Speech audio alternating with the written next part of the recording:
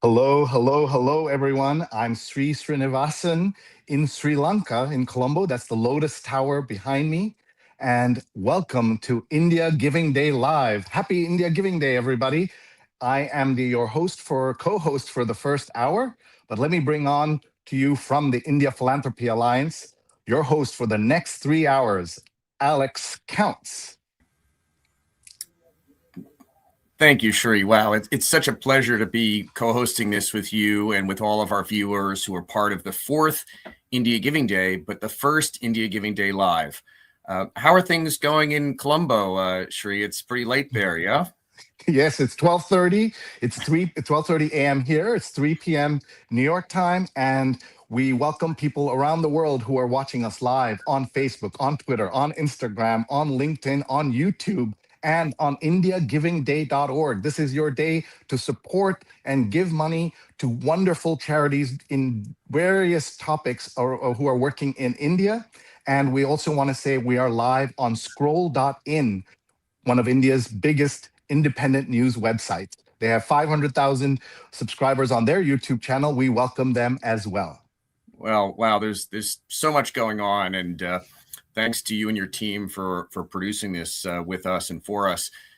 We have so much coming up, so many great guests. But I want to start on a personal note. You know, Sree, you and I met 10 years ago when I was the head of the American India Foundation, one of the groups that's part of India Giving Day.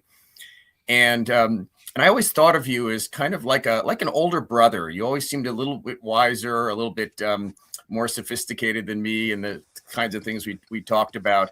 And yet, when we were planning this, we learned that we actually went to the same public primary school in New York City, and you were a couple of years behind me, which is kind of shocking.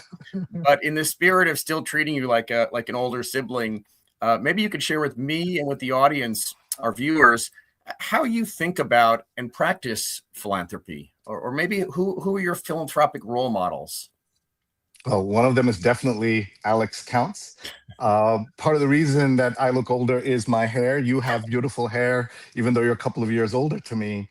What you have built, Alex, in the Philanthropy Alliance, your work with the great Muhammad Yunus and Grameen Bank and so many other great institutions you work with, is something so unusual.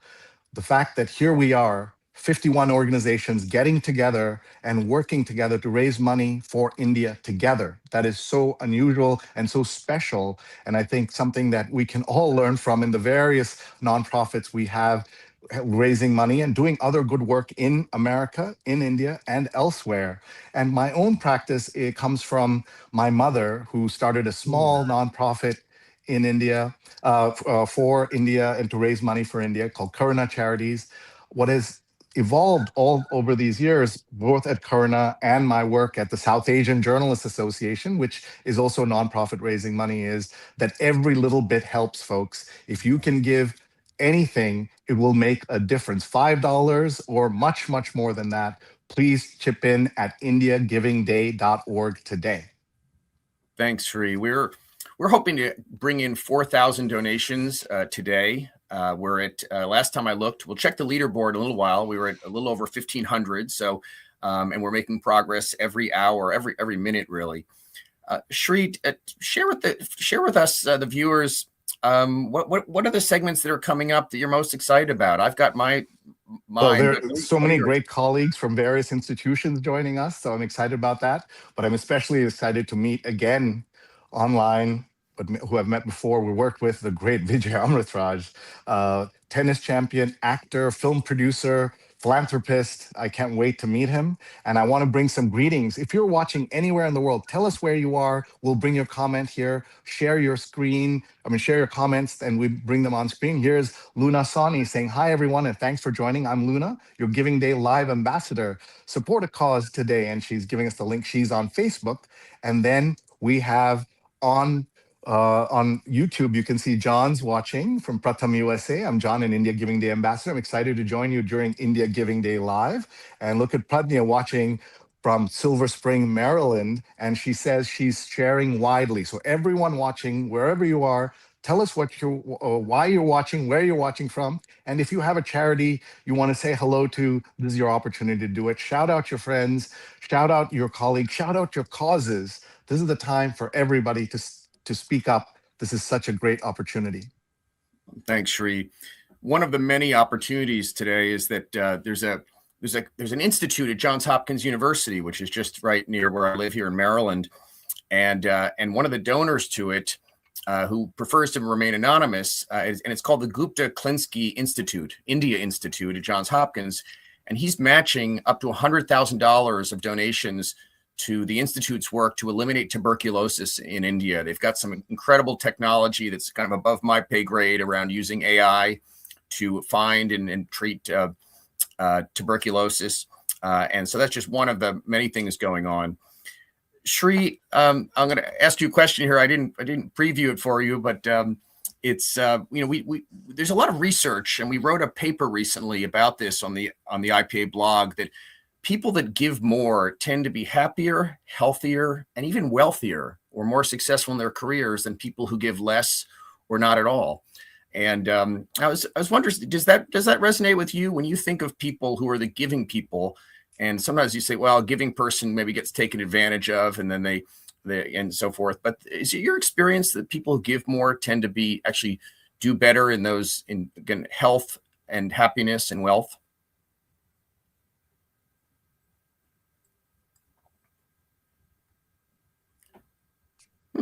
Sounds like we might have lost Sree somehow, but I want to share with you all as we get him back.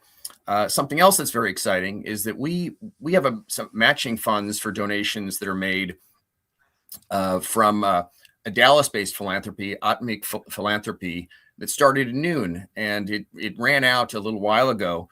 But there's a couple that just phoned us last week, Dr. Maya and Dr. Dev Varshni. They're both doctors, and they committed $25,000 that will be matching up the first $100 of any donation that is made starting at 3:00. So a few minutes ago, they will be matching until that is expended. And we really try to emphasize donations of $100, because we did a little thought experiment last year, which is that if every Indian American family donated $100, it would roughly double the budget of all the organizations part of India Giving Day. That would be huge, and most of us can afford $100. And so the Varshni family is going to be matching up to $100. So if you give 100, they'll match 100. If you give 200, they'll match 100. If you give 50, they'll match 50. Very exciting. We just didn't even know these people. They found us on an internet search in the middle of last week. Sree, are you back with us?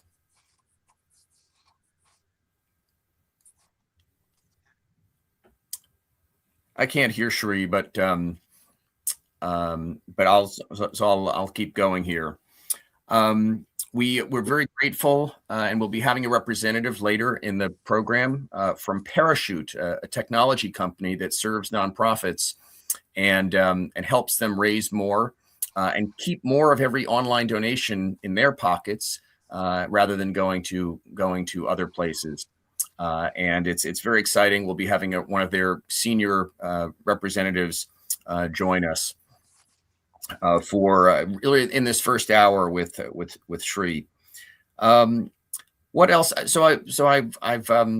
This research was very, very interesting, and I hope our ambassadors can put the links to it in the comment section if you're watching online. But very fascinating, this research that's been done, including one of the pieces was from my alma mater, Cornell, where they found that, again, people that gave more did better, got promoted faster, were healthier, were happier, earned more in their careers, other things being constant. And again, it's not always clear what's causing what, but it seems to be highly correlated and maybe intuitive.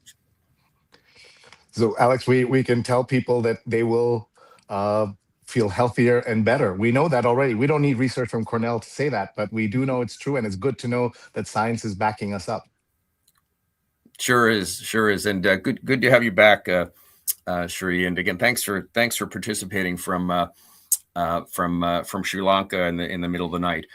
Maybe before we transition and bring on, we're going to be bringing on two members of the steering committee of India Giving Day that have been and in a few minutes. But maybe we can take a look at the leaderboard.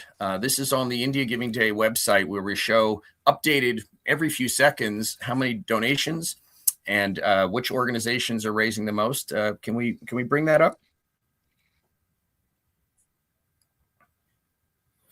All right. So you see here, these are ranked by number of donations, and you can see Pallium India, an organization working on palliative care, is first, and then you can also rank it if you go on by amount raised, and so in that case is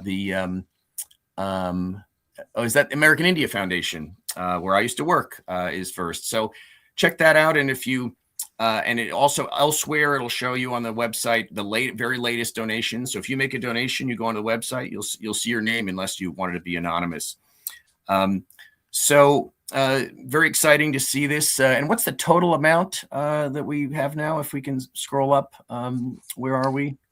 $3.9 million raised. Wow. 1,591 donors, folks. You can make a difference. Oh, look at that. It just went up right live. That's fabulous. 52 organizations have been supported. 1,591 donors. Make a donation. You will move those tickers up and up and up. We are so excited to see this. And these organizations that are there, it is not only about raising the most amount of money, it's also getting participation. And so you can see the American India Foundation's 1.3 million, Ashoka Trust, 820,000, Akanksha Education Fund, 444, Arogya World, 323. These are all so important. Every dollar here makes a difference, and we can sort by donors. And you can see Pallium India has raised 269 people have donated. Arogya World, 199. How about being the 200th donor to Arogya World, or the 112th donor to Aarti for Girls, Vicente Ferrer Foundation, Munzil? Look at all these organizations across topics also. Isn't that important that this is across topics? Yeah, with 51 organizations attacking societal problems from every direction. So at this point, we're going to bring on, before we bring on our first panel, Sejal Desai and Kalpana Kanthan from AIF and Akanksha, respectively, we're going to show you a short video from AIF that will, again, help ground our viewers and all of us in the work that is being supported through India Giving Day.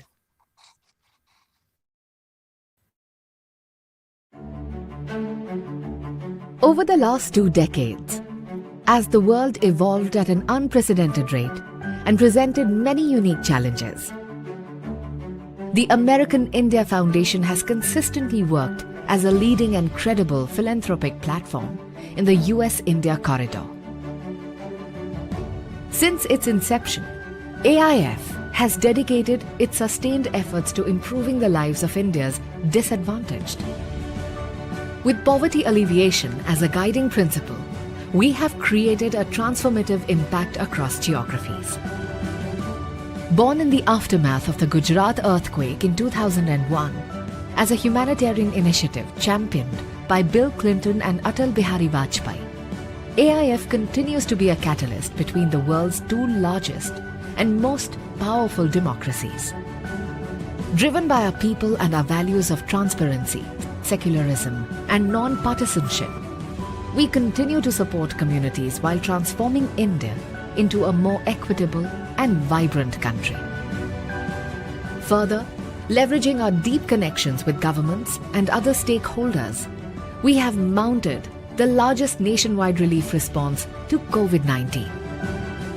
With a special focus on women, children, and the youth, AIF delivers high-impact interventions in the most essential areas of need: education,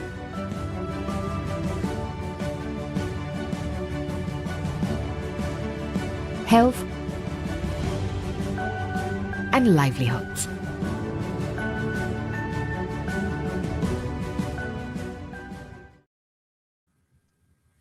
Wow, what a tribute to the great work of that organization. So that's really special. Yeah. So I think we're ready for our next panel. It's just so excited. These are These are two women who are leaders on our steering committee for India Giving Day, and Sehgal is the chair of that committee. And without them, it wouldn't happen.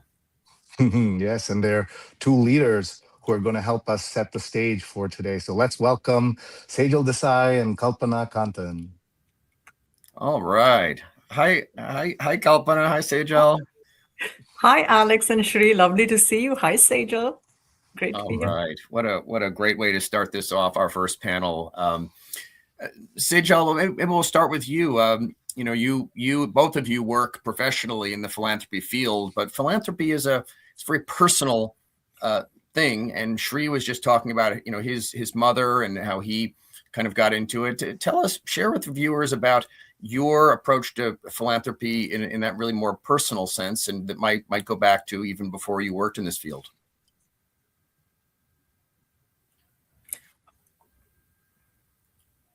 I think Sejal's muted.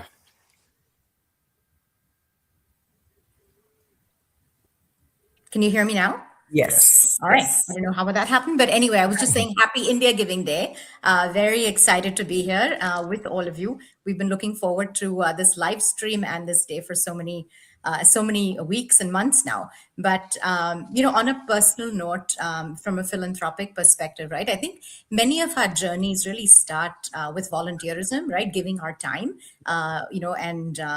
and as it relates to the US-India corridor, my journey with giving back to India after I moved to the US actually started at the American India Foundation. I was I don't know if you knew this, Kalpana, but I actually started the chapter in Dallas along with a friend of mine for AIF, and I learned a lot about US-India giving and philanthropy from the American India Foundation. But I was also very actively engaged in the North Texas community. I'm based here in Dallas, and so volunteerism was probably my first foray into the world of philanthropy.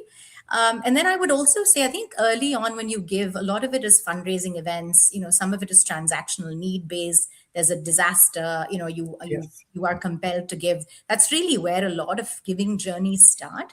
But over time, what I realized was that as I was getting more involved with nonprofit organizations, learning about through board service or through committee service, really learning more about what real impact looks like, etc. Our philanthropy shifted to becoming much more strategic, much more intentional. And today, now that we're kind of in our late 50s, early 60s, a lot of it has become much more intentional. Our philanthropy is much more gratitude based as well. For the opportunity we have had in our lives, due to so many different things happening, and that gratitude is now leading us to support many things in education, in health, and both in the US as well as in India, and some of it back to our alma maters, but really opening doors for individuals and just people who don't have or have not had a chance to. And so it's been interesting to watch that journey, and observe that journey myself, but grateful to be part of it, I guess. Yeah. We really believe in India Giving Day that philanthropy is a learned skill that can be improved with practice and study, and clearly you've been at it for a long time. And before we turn to Kalpana, tell us about the great work that the Akanksha does in India and that you support through the Akanksha Education Fund. Yeah. So, so I started working at Akanksha 5 years ago, but the organization is 35 years old.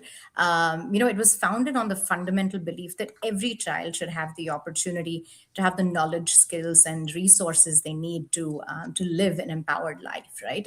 And the way we do this now is, a very different approach.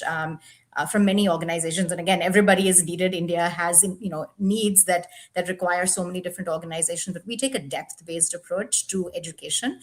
We run 27 public-private partnership schools in Mumbai, Pune, and Nagpur, serving children from low-income communities in urban slums, and providing a holistic education, and supporting students from age 3 to 23, so that at the end of it, we're able to see economic mobility, and children living a life of agency and purpose. is really important. So we're really pulling people out of generational poverty. We've chosen not to focus on moments in time in the lives of people, but actually, partner with them through the course so we can see true impact at the end of it. And so, anyway, it's been a wonderful journey working with our teachers, school leaders, and so many different people on the ground that make a difference, and of course the donors here in the US, and really see lives actually transform through education. Thanks, Sehgal. And I want to remind viewers that Dev and Maya Varshney, two physicians in Texas, are matching up to $100 every donation made from 3 o'clock onwards until their $25,000 grant is expended. So you can take advantage of that right now to support Akanksha, AIF, or whichever organization you're excited about. I'm loving how all the Texas-based people are raising their hands. We've got the Atmic Philanthropy folks, the Varshney couple. Love it. So, all right, go Texas. Kalpana, tell us about your thoughts about philanthropy and about the wonderful work that AIF does. Oh, absolutely. Firstly, I just want to say that, I feel that I'm in the presence of family. Isn't it interesting how everyone's paths have crossed in our personal and professional philanthropic journeys, and how it all ends up being about community and connection. I think that's what makes our work so special, and how fortunate we are to have our sense of purpose so beautifully aligned with our professional journeys, right? So it's an honor to be in the sector, and really so happy to be here in this panel. Alex, philanthropy, I have always believed is part of the human DNA, and not philanthropy in terms of capital, but I think I'm talking about service and this very innate desire to give. It is not necessarily something that's taught. The idea of compassion, kindness, service, helping others, collaborating, these are very human instincts.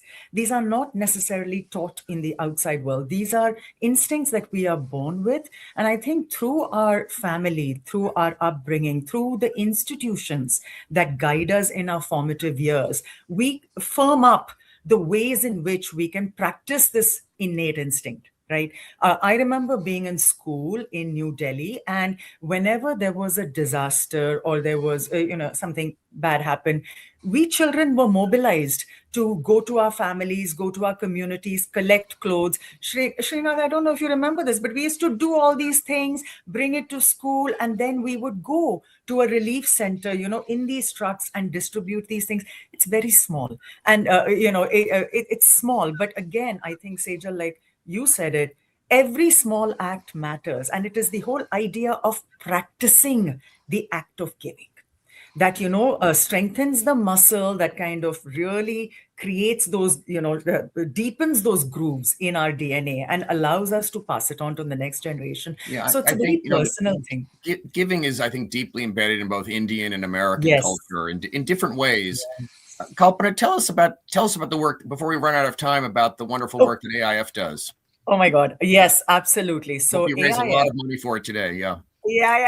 So AIF, the American India Foundation, we were created about 25 years back. We're entering our 25th anniversary year, and we have now grown to be the largest diaspora-led philanthropic platform focused on poverty alleviation in India. So because poverty is multidimensional, we have a multidimensional mission. So we work in health, education, livelihoods, and leadership development to kind of address all these things at scale. So what AIF does very well, now, Sejal, you spoke about the journey approach, staying with the student through their educational journey. And what AIF does is taking the approach of system strengthening and scale. So moving in with government partnerships, with partnerships in the private sector. So we get access to 1,000 schools to start embedding STEM education, teaching and learning improvement in, and to, strengthen the system of public health in the last mile. So that's what AIF does well. And in the last 25 years, we've served over 21 million people across all states and union territories of India. Wow. Yeah. But before we wrap up, maybe you can share with Sree and the other viewers, we formed this steering committee. We've got people like Ashish Garg and Paul Glick and others. Just give people a little sense of, you all have very serious roles to play in your organizations, and yet all everyone on the steering committee volunteers their time to make decisions for India Giving Day. Tell them what this committee is like. Sejal, you're the fearless leader of the committee. I'm going to let you start. Happy to go first. So I mean, before I talk about the committee, I'm just filled with incredible gratitude. There's been, this group of people we've been meeting every Wednesday, for many, many weeks and months now. And it's been just such a joy to work with like-minded people who wanted to see this platform come to life 3 or 4 years ago, and now we've become a force to reckon, and it's really because of so many names and people that have worked behind the scenes and continue to, and really from having a few organizations in year one to now having 51 organizations, to not knowing how many donors would show up to this portal to now having thousands come up. I think it's the steering team's passion and direction and leadership collectively that have been wonderful to see, and just the creative ideas that have come to bear. And of course, Alex is our fearless leader at the India Philanthropy Alliance, who keeps us all in check and takes copious notes and makes sure that he passes those along. But it's really been a joy, to work with this group, and I'm deeply grateful to everybody, for doing that. And Kalpana, thank you for your service as well, and to everybody else, whether you're watching or not.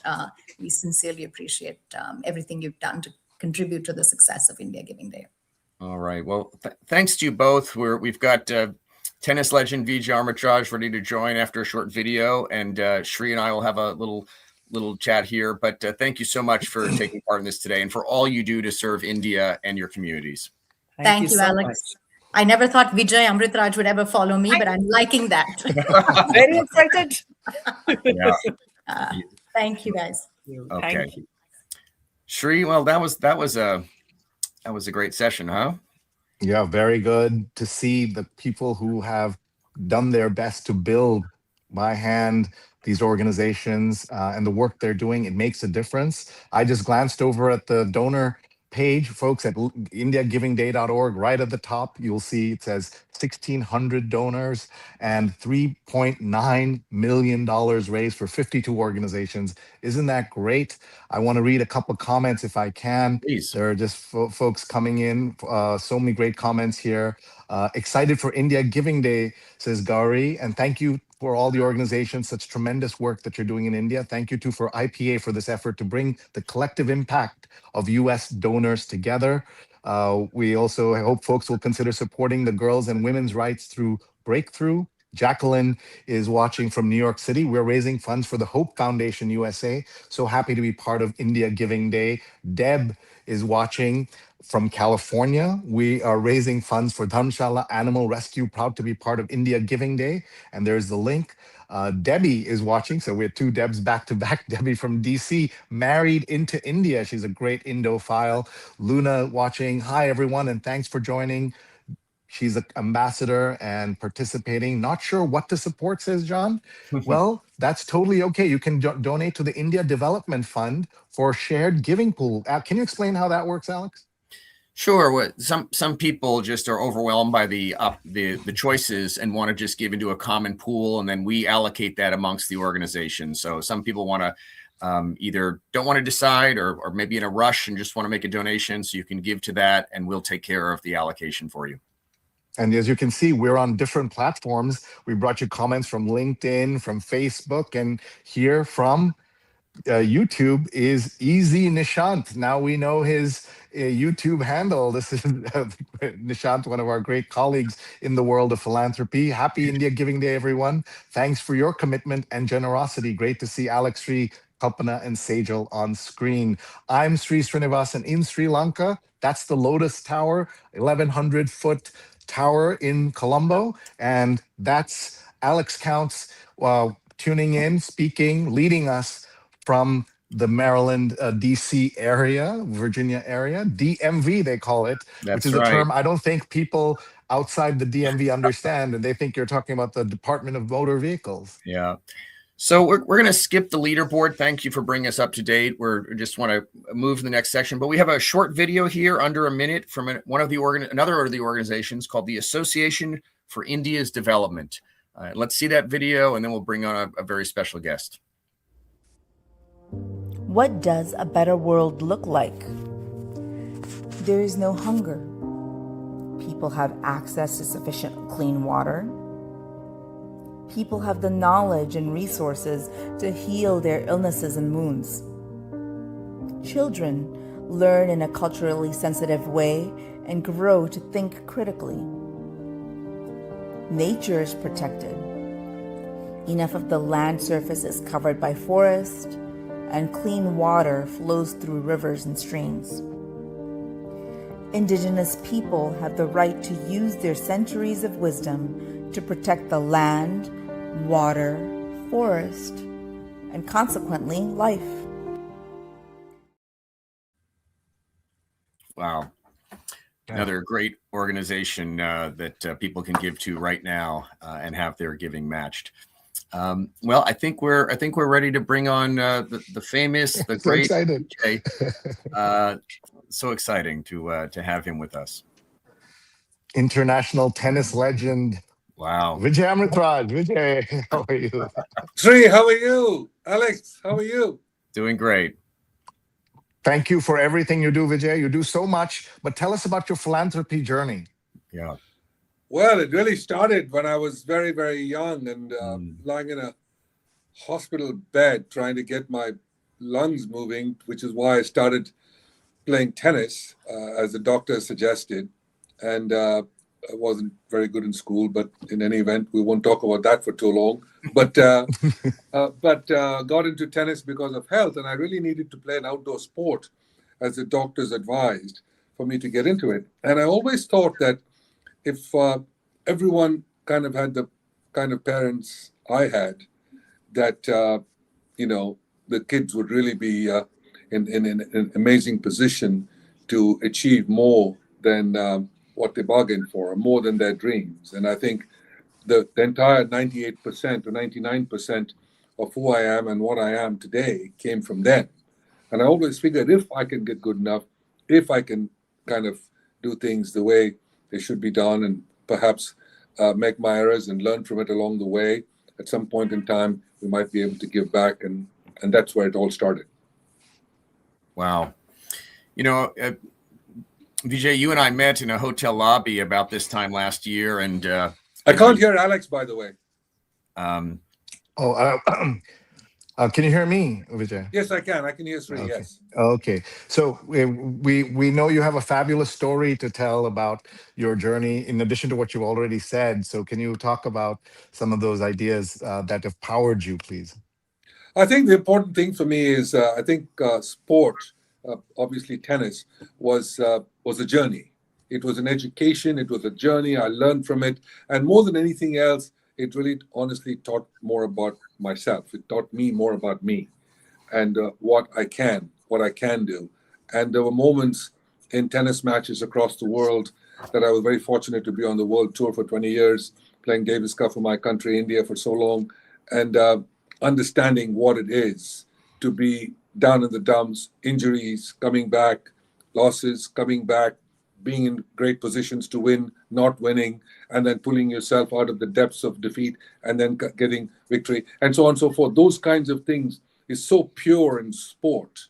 And especially when you're playing for the tricolor and you're playing for the flag and you're playing for the anthem, it makes such a huge difference when it comes down to India on your back. So for me, it is with great pride that I say all the time that, having played for the country for 20 years, I'm still very, very, I take great pride and honor in what I was able to do for India in our sport.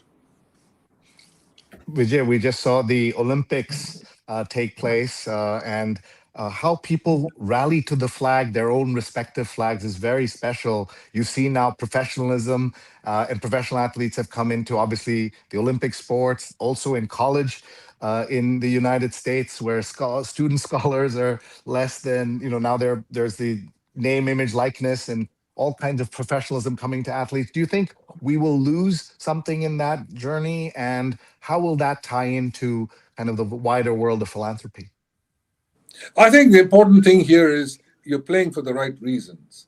Why do you get started in sport? Obviously, it's for health. It's a very good exercise format, whether you're 85 or whether you're 8. I think it's important to have a sport as part of your life. That is the first thing. It's very much a part of education as well as you get better and better. Secondly, if you're playing for your country, end up playing with fortunate enough to play for your country, then it is also something that you play for your family, where you grew up, the schools that you went to, the friends around you, the community around you, and so on and so forth. So those have to be the first things that you want to aspire to be, not just look at the dollar signs. But if you do that right, the dollars will come to you. And at that point in time, you try to actually make a difference to the younger generation of athletes that come along thereafter. Vijay, can you hear me now, or am I still not coming through? I don't know if he's unable to hear. Sorry, Vijay, Alex, I can't hear you. I can see you. You look terrific, but I can't hear you. Alex, I'll relay the question. Go ahead. Yeah, well, I'm just, one of my mentors who you mentioned earlier, Sree, believes that sport can be a great force for social change and social mobility, and just interested. I know Vijay believes that as well. I'd love to hear him talk a little bit more about that. Yeah, talk about a little bit around sports and social change, how we can all help sports and our sportsmen make that change, no matter what sport they play at, no matter what level they play. Vijay, please. I think the one thing I think India has done very well in recent times, I would say over the last 10 years particularly, is take sports out in the rural areas. And I think especially as far as the girls are concerned. And that's why even today I have a WTA tournament on the ground in India, the only one of its kind in Southeast Asia, for international women who come and participate. And the first 3 or 4 days, we actually allow all girls' schools to come in to watch the event for free. So they get a chance to actually see what these professional athletes are doing on court, and that they can be that too. And that's the dream you need to have within you before you can inspire yourself to go beyond the realm of what's possible. I think those are the first two things. The second important thing is sport is a great way of communicating with people. You're able to chat with people easily. It just says how good you are. Can we play together, irrespective of kicking a football, playing shuttlecock, playing tennis or racquetball, whatever else it might be.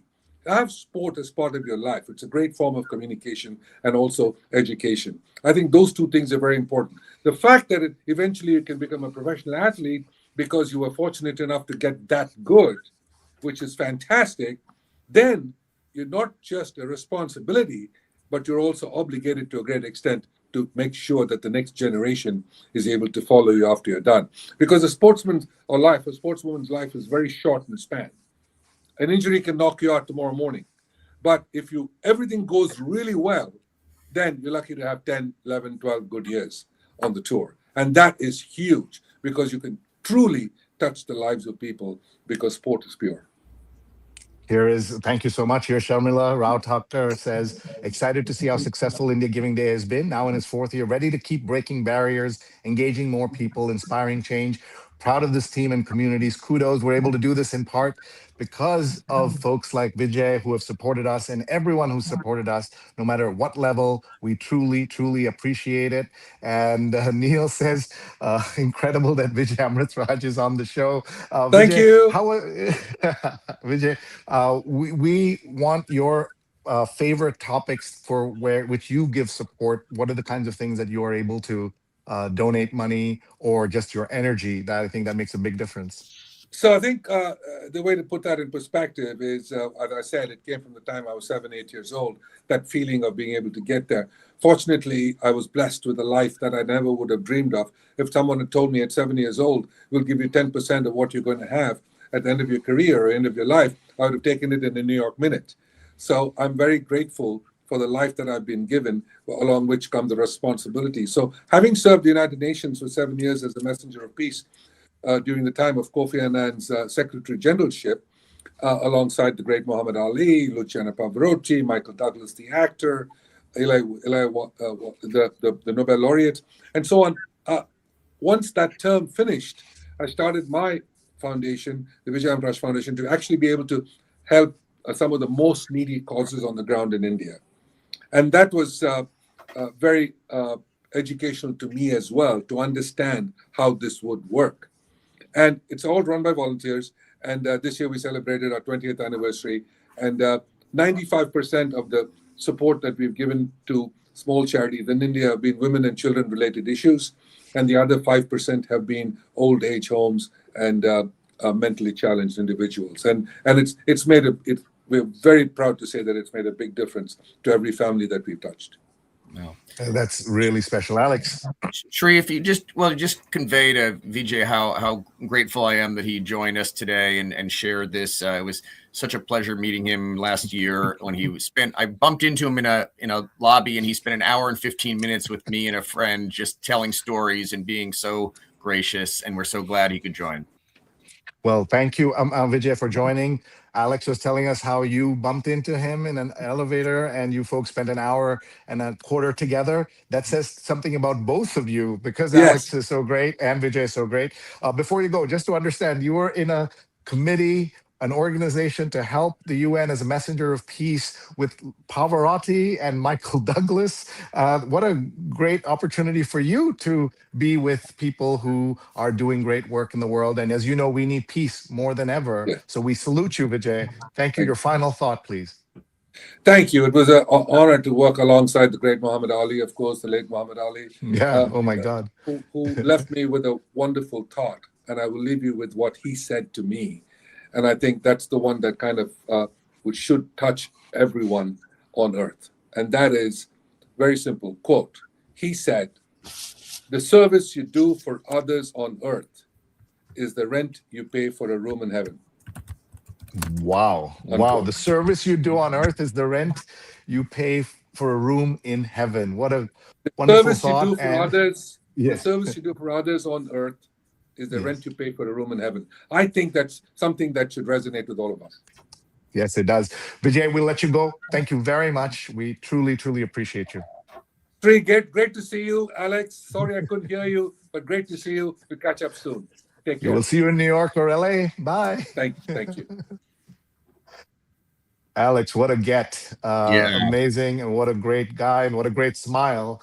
All of it comes together so well. We are off to a great start. Folks, this is only the first 45 minutes of a 3-hour live India Giving Day. Can you explain some of the logistics? How does the money get counted for how many more hours? This is only a sliver of time in our big day, of course. Can you talk a little bit about that? Yeah, there are matches that go on off and on during the day for the whole campaign, and individual organizations have their own matches, like the one I mentioned for the Gupta Klinsky Clinic. But people can make donations up through midnight tonight Pacific time, and those will go. You know, Indian charities. I've worked globally. I've worked in all continents of the world. Indian charities are some of the most efficient, effective, transparent nonprofits in the world, bar none. Many of them are expanding outside of India, and it's and we just try to make it seamless. I've made about 10 donations myself today. It's just seamless. It just goes through like that. So why don't we take a quick peek at the leaderboard, and then we can show another video before our next segment. Can I make an announcement? We've crossed $4 million. That's exciting. Wow. And I'm looking at the leaderboard now. We have American India Foundation 1.3 with 51 donors. Ashoka Trust for Research for Ecology 821,000. Akanksha 444. Arogya World 325. Sehgal Foundation. That's the top 5. But we also want to honor the people who are the most donors. Pallium India Inc., 270 donors. Arogya World, 203. Vicente Ferrer, 116. Aarti for Girls, 111. Manzil, 81. It doesn't matter how much you give. It matters that you give. Please, please do give. Thank you. Thanks for walking us through that, Sree. And by the way, the Ashoka Trust that you've mentioned, which has been near the top in one of the categories, it's known. Its legal name is what you said, but it's known generally as ATRI, and it's probably one of the leading environmental think tanks in India or even the world. We are. Why don't we then queue up our video from an organization called Karya, and who has representation on the India Philanthropy Alliance board. They're running a campaign today, like 50 other organizations, and then we'll hear from. Then we'll hear from a representative of our corporate sponsor, Parachute, which has technology that makes fundraising much easier and more efficient. Let's go to the video. India has 22 official languages, and Marathi is actually a language that is spoken by millions and millions of people. But unfortunately, many Indian languages are under-resourced. AI is a transformative technology. People deserve to have access to these amazing technologies in their language. Karya exists to accelerate social mobility in rural India by building AI-based solutions to help our communities. Our workers record sentences in their mother tongue on their smartphones. And for the simple task, we pay them nearly 20 times the Indian minimum wage. And that leads to a data set, so they keep on making royalties every single time those data sets are resold. I think it is imperative that if we are changing someone's income structure in this way, that we also need to help them understand financial literacy. आज सगळ्यांना आपल्याला आर्थिक साक्षरता शिकण्यासाठी मी इथे आहे आणि आपण हे कार्या ॲप मधून करणार आहोत. रमेश आणि कल्पेश हे दोघेही रोजंदारीचे बांधकाम मजूर होते.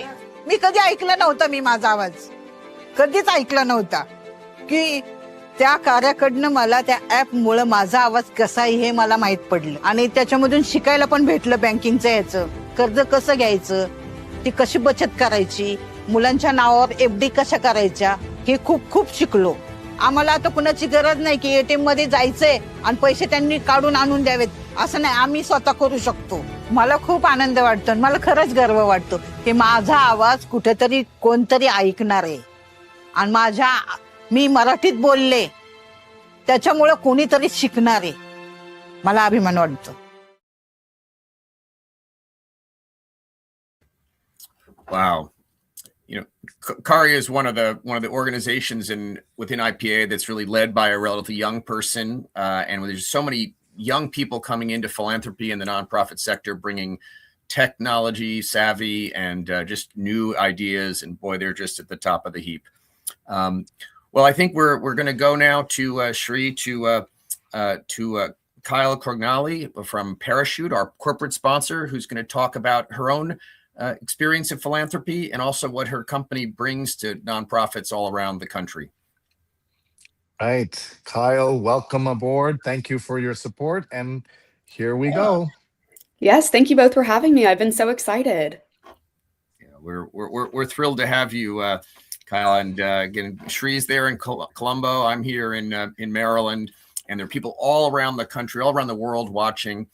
And we'll get to what Parachute does, the solution that you bring that is making such an impact really in the background to make nonprofits more effective at fundraising, to keep more of what they raise, to organize their data. But tell us a little bit about yourself. And, you know, the nonprofit sector has been in your blood for a while.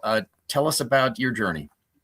Yes, you're right about that. So it was very much a key pillar in my upbringing as a child, but my background is actually in television news. I proudly served as a morning news anchor for a CBS affiliate for a few years.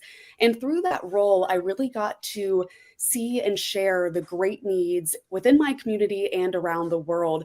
But for me personally, you know, talking about those issues and needs was great by way of awareness. I think that is incredibly important. But I am a hands-on doer fixer. I really wanted to be a part of the solution. And through my role in the community, I was also very closely connected to nonprofits. And I was just hearing over and over again the struggles that they were having with the digital shift to online donations, which I know every nonprofit on here today has personally experienced. You know, just the concept of losing so much to platform fees, processing fees, gray area fees, and that really starts to reduce the impact of every donation that they were receiving. But they also know that they need to meet donors where they were, which is online. So in hearing this, that's really what drove me to be a problem solver for the people and organizations who are doing such critical work every single day. Along the way of having this idea, I was fortunate enough to cross paths with a number of incredible impact investors who joined me in launching a 100% free fundraising platform designed by nonprofits for nonprofits, which I think is really important. But it is free to sign up, free to launch as many fundraisers as you want and need throughout the year. And we even cover the credit card processing fees, which allows 100% of every single donation to make it back to the organization and therefore the mission, you know, the people and places that they're working day in and day out to serve. Wow. Kyle, that's fantastic. Yeah, Go ahead, Sree. that's so cool. I have to ask the question everybody's wondering. So how does it work if you're making it possible for all of us to use it in this way? How does it work as a business? Yes, the $1,000,000 question that we always get, and we're big on transparency, so happy to hit that from the ground running here. First and foremost, we are backed by those incredible impact investors. They have funded the complete build out of our technology with the understanding that we would never, ever charge our nonprofit partners. It truly is an amazing group of guys and gals. I always joke that they've made their money on Wall Street or doing whatever it is that they do best, and thankful for people like myself. They invest in people and projects and organizations and companies that are doing good, specifically in the nonprofit sector. And of course, as with any tech company, the technology itself is a very big piece of our financial puzzle. So to have that squared away with them is so helpful in allowing us to just focus on our mission of removing the financial barrier for online giving. The second part of that is we give donors the option, keyword option, to leave a gratuity for our technology. We work with each nonprofit individually to perfect the language and the way that is presented to their donor group, but just letting them know that, Parachute offers a 100% free service to them. If they feel the need or the drive to, help support Parachute as well, they absolutely have that opportunity. But again, it is an option. We're never trapping people into leaving a gratuity for our company. The first time I heard about this, your company, I was almost thinking it sounds too good to be true, so it can't be true. But then I knew some of the investors, Deepak Raj, who will be on the program in the second or the third hour later. He was one of them, and so he's never going to back anything that isn't totally legitimate. And so I really crunched the numbers, and I saw, my God, you can process donations with your company using you, and you keep 100%, and it's remarkable. You also provide other services for nonprofits and solve other problems of theirs. Can you share about some of the other offerings you have besides being a kind of a donation processor that is where the nonprofit gets 100%? Absolutely. So our biggest learning when we were starting this back in 2020 was that the fees associated with online giving were really disruptive to nonprofits of all sizes. That's what we've been talking about here. But beyond the frustration of fees, nonprofits were also operating multiple systems to process the online gifts, communicate with their donors, manage their withdrawals into their bank account in a very seamless, easy to track way, because of course, every dollar is so important, but also accessing donor data and running reports. And, when you're navigating multiple programs and tabs, it's super easy for very important things to fall through the cracks or get lost in the shuffle. And it's also just a nuisance to kind of juggle all of these tabs and systems. Another big thing we heard time and time again from nonprofits of all sizes, was how the customer service and support was lacking with our competitors, with the system that they were currently using. And at Parachute, we 100% understand and appreciate that donation technology is the lifeline for nonprofits and for their mission.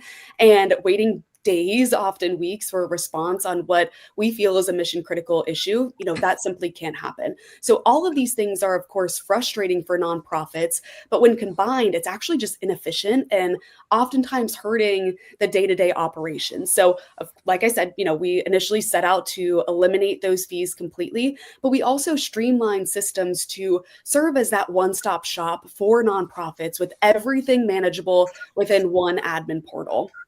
So, running donor reports, you can email individual donors and groups of donors, everything is manageable within our admin portal. Easy withdrawals, you can set up for auto withdrawals, you can manage all of your withdrawals, see individual transactions, all of that is within the Parachute admin portal. So you're not toggling back and forth between Stripe and whatever your email system is and your donor data. We do speak to a number of CRMs, but for some of our smaller nonprofits, we actually operate as a CRM system for them and managing their donor relations. So again, with all of that, I just think it really helps that our system was designed by nonprofit executives who, use this type of technology day in and day out. They really, were guiding us in what works for nonprofits, what currently isn't working, what can we upgrade and elevate for their experience to make their jobs easier and ultimately help more people. The last thing I'll say is we do provide hands-on, meaningful support. It is human support. And I think that really helps both our nonprofit administrators. Like yes, real they humans? are human supporters.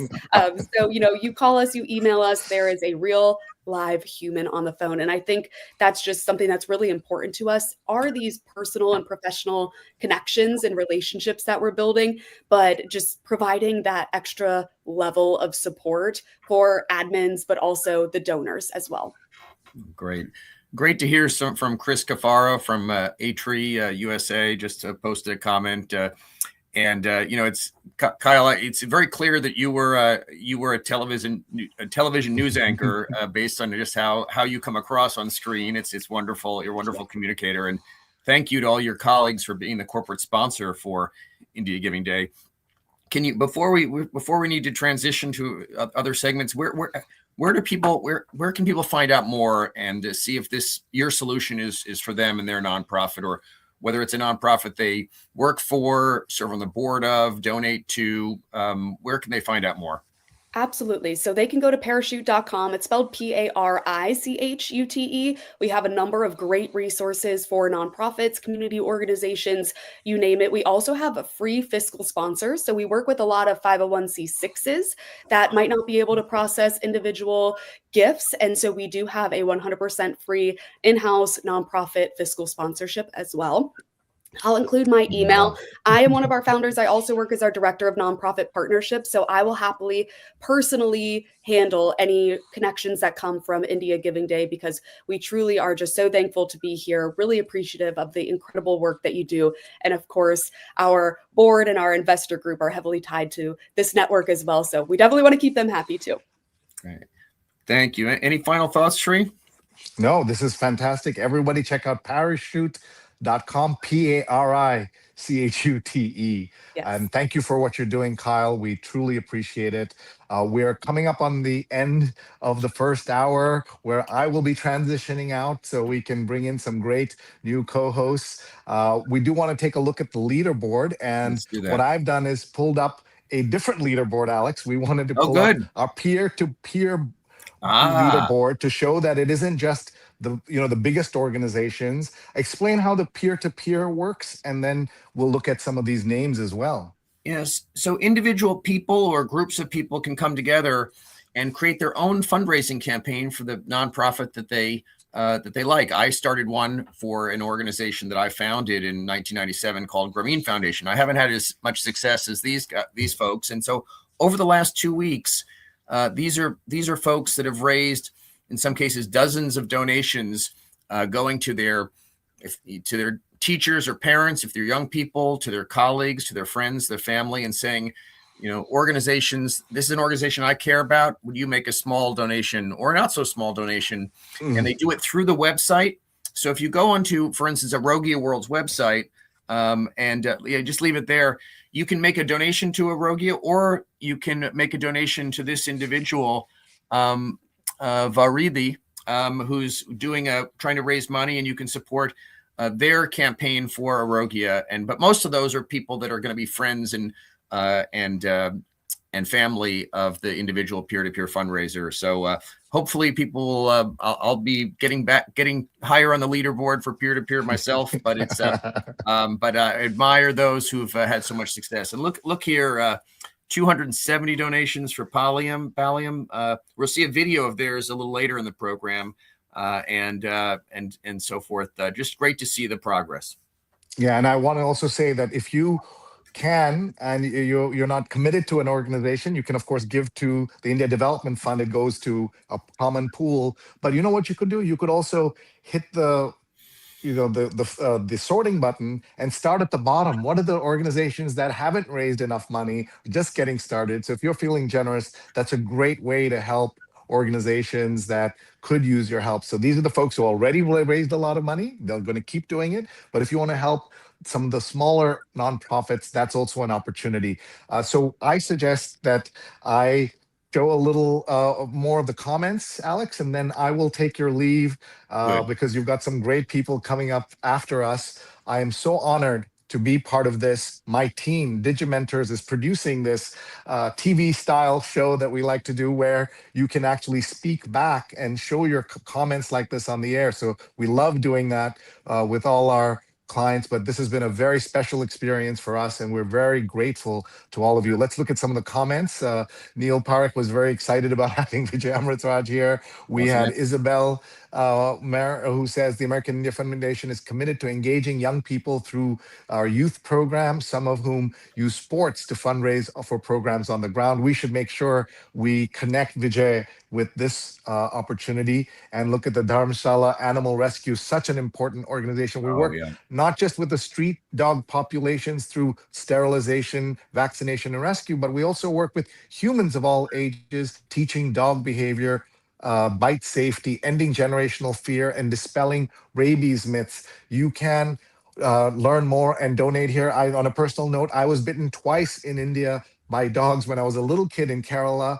I was scarred for life. I was terrified. My wife and children begged me for decade plus to get a dog, and now I'm Mr. Dog. So if an organization like the Animal Rescue, Dharamshala Animal Rescue, had been there in the 70s, it would have helped with the generational fear that happens with some folks, and I lived that. So thank you, Dharamshala Animal Rescue. Prachi is watching, and congrats to getting Padma Shri. Vijay ji, you are an icon we look up to. That is so cool. And a big shout out to Pradnya, who is tagging everybody, including the Chronicle of Philanthropy. And that's what you can do, folks. We're live for another 2 hours. We're live on Facebook, Twitter, Instagram, YouTube, LinkedIn, and also on indiagivingday.org. You share this with your friends by tagging them or WhatsApping them or texting them or, God forbid, emailing them. You can do anything you like. Even faxing is okay.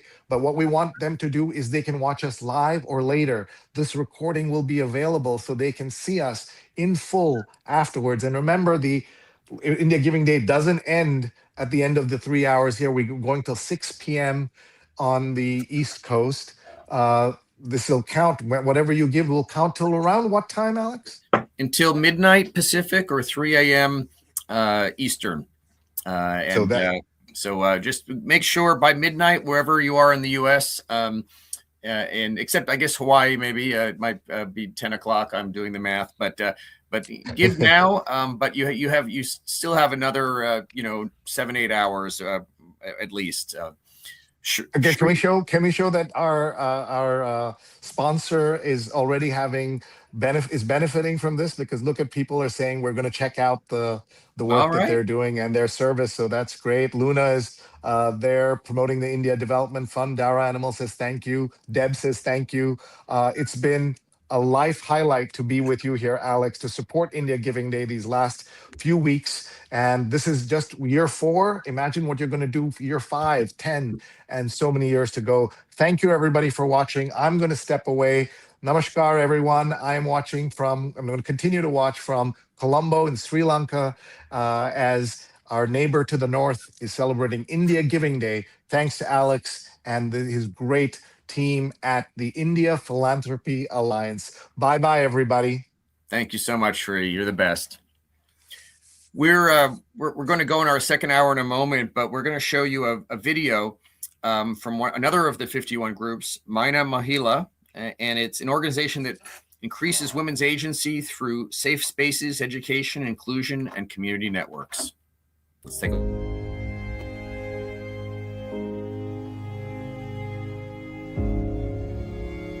Confidence मेरे अंदर बिल्कुल भी नहीं था। अगर कोई मुझे एक ऐसा हाथ तक ऐसा उठाता था कि मेरी पूरी बॉडी ना एकदम वाइब्रेट हो जाती थी, मैं घबराहट जाती थी। Mina Mahila Foundation is a women's agency organization empowering women in urban slum communities to increase control over their bodies and their finances. This women's agency program starts where the women can find us, or even where we can find them, in these constrained spaces where there is poor hygienic conditions, lack of ventilation. पहले period से relative कोई बात नहीं करता था। First time जब period आया तो कुछ पता नहीं था, स्कूल वगैरह में थे। उसके बाद घर आए तो भी किसी ने खुल के बात नहीं की।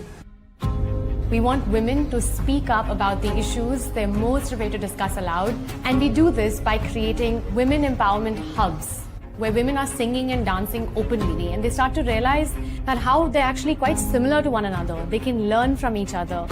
ऐसा लोग बात करते हैं, इतने पोलाइटली बात होती है हम लोग की, जो हम लोग किसी को नहीं बता सकते वो हम लोग उसको बता सकते। मेरा लाइक एक थॉट था, नहीं 10th के बाद हमें पढ़ने की जरूरत ही क्या, मैं लड़की हूँ। जो हमारे मेंबर्स थे उन्होंने मुझे बहुत अच्छा हौसला दिया कि लाइक आफरीन बोल। Wow, another great organization that you can donate to right now. And I believe the match from the Varshnys is still in place, so you can have your first $100 matched. We're now going to have Manisha Bharti, the CEO and global executive of Pratham USA, join us for the next hour as my co-host. Hi, Alex. Hi, Manisha. Good to see you, and happy India Giving Day to everybody. I'm really delighted to be here. Yeah, it's really a dream come true. The fourth year of this, first year of India Giving Day Live, and thank you for joining us and for your leadership of the community and Pratham USA. People have been talking to the first hour about how philanthropy is very personal, often goes back to something in their youth. Tell us, before we talk about the wonderful work that Pratham does and that you do so much to support, tell us a little bit about your journey in philanthropy. That's a good question. I wasn't prepared for it, but I did hear the earlier panels speak, and it definitely reminded me that sort of being of service, volunteering, kind of helping in whatever ways was just built into my DNA. I think I inherited it from my parents, who I think are actually watching. So little shout out to them in Canada. But I think that was just the values that I was brought up with, that where you have an opportunity to serve, you almost have a responsibility to serve. And I've just dedicated my whole career to social impact. So it's really been just really there from early age. Yeah. You know, I in my high school years, I was very influenced by the movie Gandhi, and that kind of led me in the direction of South Asia. And but it was actually the volunteer work of some of my fellow students who were actually doing things, not just thinking about doing things, that it planted a seed with me. It took a couple of years. And any of you young people that are out there raising money for one of these 51 organizations, you may have your classmates or who are just kind of, they don't seem to be responding, but you don't know what they're really thinking about, how much they admire what you're doing and how it may influence them down the road. Manisha, tell us, most people know about Pratham. It's probably the best known organization in our community, been around for decades, doing wonderful work in the education space. But remind our viewers who know and tell them, the few who might not, about the wonderful work that Pratham does and how it does it. Sure. Thanks, Alex. Pratham is a global organization working in the learning space. So I think a lot of people might know Pratham for our work in foundational literacy and numeracy, and that's something we're very, very proud of, the pioneering approach that Pratham developed to be able to help kids get to their right literacy and numeracy levels. Because, you know, one in two kids, 50% of kids still in India today can't in fifth grade can't read at a second grade level. So we are really failing children in terms of giving them those basic foundational skills. And that's something we're very proud of. But one of the things that is lesser known about Pratham is our work that's gone really beyond education and our own interventions to earlier years, to partnering with the government, and now really taking that innovation worldwide. We're now in over 25 countries sharing those lessons of what we call our teaching at the right level approach. So very, very proud of that. And the fact that beyond just those early middle school years, we've really looked at youth and young people and are doing a whole lot in the area of skilling, vocational training, getting young people into jobs so that they're not only learning, they're earning. And then lastly, we've really put a much more dedicated and focused lens on the issues of girls and women. And so helping women, we say learn, earn, and thrive. So I think that's really the story of Pratham. But I think if it's okay, I'll just say the story of Pratham USA, which is, you know, all of our supporters, all of our advocates here in the United States, as well as in other countries, Canada, Australia, Sweden, who support the work in India and around the world. None of it could happen without that base of support. And Pratham USA has been hand in hand helping Pratham be able to do all that it does in terms of innovation, scale, and continuing to share our lessons. So really grateful to the US community in particular. And this influencing model, this diffusion model. I was in Honduras some years ago, and I knew about your work in Africa and of course in India, but I was meeting with some education NGOs there, and they said, "Do you know about this thing called teaching at the right level?" And I said, "Well, I actually know the people at Pratham USA," and they're like, "You know them?" I do, and it was amazing how influential the Pratham's work, and it just goes back to India has some of the world-class nonprofits who are beginning to really, show what they can do outside of India, even as they work very hard within India. Now, Manisha, you're one of the vice chairs of IPA. You were the co-chair with Sehgal of the steering committee of IGD. Why commit the time to this kind of industry association? You've got a lot of work to do with it within Pratham. Why are you and your colleagues so dedicated to the platform that we've created at IPA, including India Giving Day?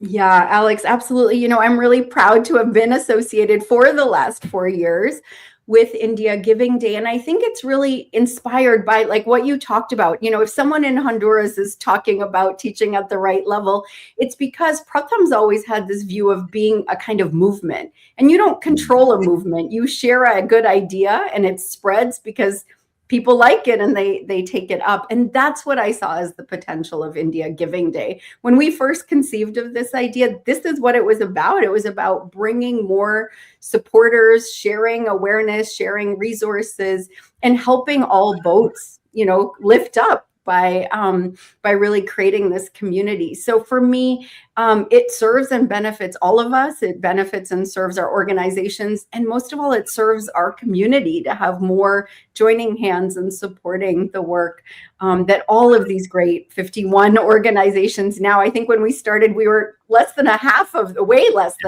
that. So it really shows to me that the idea is catching fire and the movement is building. So we're delighted to be a part of it.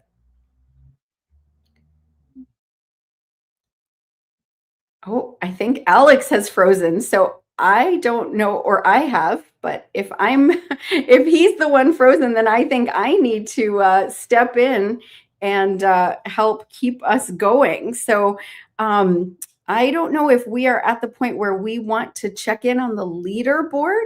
If our team here can maybe help us look at the leaderboard. So yes, I need my glasses to be able to do this. So if I'm not mistaken, this is our leaderboard that's looking at the total amount raised. And AIF, our dear friends at America India Foundation, are doing a great job. They're well over $1 million. What an amazing support there. And so many organizations, Ashoka Trust at 800, the Akanksha Education Foundation, well over 400,000, Arogya World, 325,000, Sehgal Foundation, 287. It just keeps going. I don't know if we can see the overall amount raised. I don't know if you're able to scroll down and show us what our total amount is, and then we'll go to look at, because again, we're not just about dollars raised. This is really about building that movement and getting as many people engaged. So yeah, oh my goodness. So we have well over 1,600. We're more than halfway or almost halfway at our goal of 4,000 donors. I think that was our overall campaign goal. And we've raised over $4.6 million so far. So this is incredible, given we're just in the middle of the day and have several hours left. Let's look at the number of donors, like the leaderboard of donors. Look at that. Pallium India has over 271 donors. Arogya World has 205. The Vicente Ferrer Foundation, 121, just growing. And each one of those donors, we are counting you. You count, your contribution counts. And again, I think we've said it multiple times since the start of the campaign that it's not really about how much, if you can only donate a few dollars, you can donate hundreds of dollars. And we have several who are donating much more. But what really counts is the participation. That's what's really important. In a campaign like this, in the movement, we're looking to get more and more people involved, and your gifts of whatever size are what count. So really, really grateful to everyone's engagement, participation, the peer-to-peer donors that are there, or peer-to-peer fundraisers that are there, that are helping us build this movement and build the engagement of all of these donors.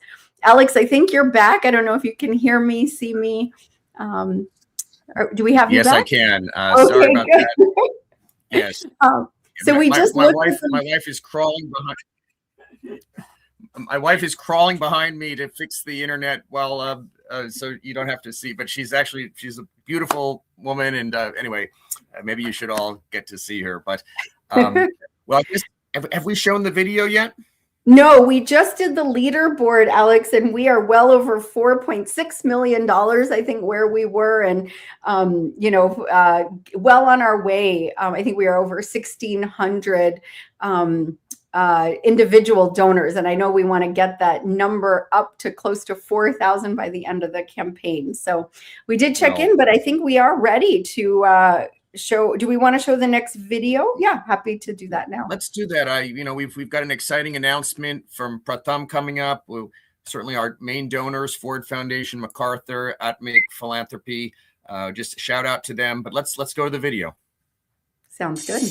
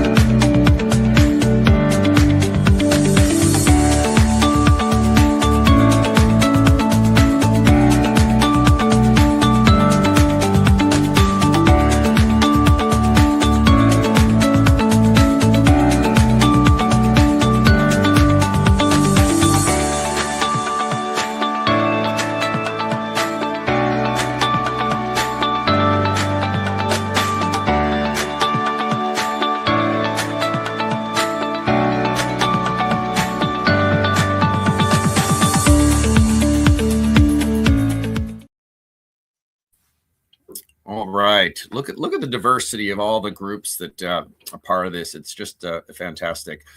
I have to say, Alex, I learned a lot by watching that video. I went to graduate school at the Johns Hopkins School of Bloomberg School of Public Health, and I learned more about our work in India there. That's really cool to see in that video. Wow, fantastic. Yeah, we learn more about each other on this. This is exciting in so many ways. So our next panel, we have an India Giving Day ambassador, Isheeta Ganguly, a good friend. And we also have Petra Sonderegger from Dalberg, who's she and her colleagues did a very important report that that we're going to be talking about. So hi, Isheeta. Hi, Alex. Hi, Manisha. Hi, Great Isheeta. Good to see you. Yeah, really nice to see you. I feel like it was the other day that we started in India Giving Day. It was 4 years ago. Alex, you were the architect, the creator. And Manisha, you have been hand in glove. So congratulations to both of you. Well, you've been with us from the beginning, Isheeta. I think you helped kick off a Pratham event that we had way at the beginning of our first campaign effort. So thank you for being a supporter this entire time. So spreading good karma about us all year round. And again, people can support any of the organizations that we're part of right now. The matching funds, I'm told, are still active, have not been expended. Isheeta, maybe we've all kind of began our discussion, most of us, with hi Sumit Rala, our good friend is just from Community Pure Waters, watching from Hyderabad. It must be late there.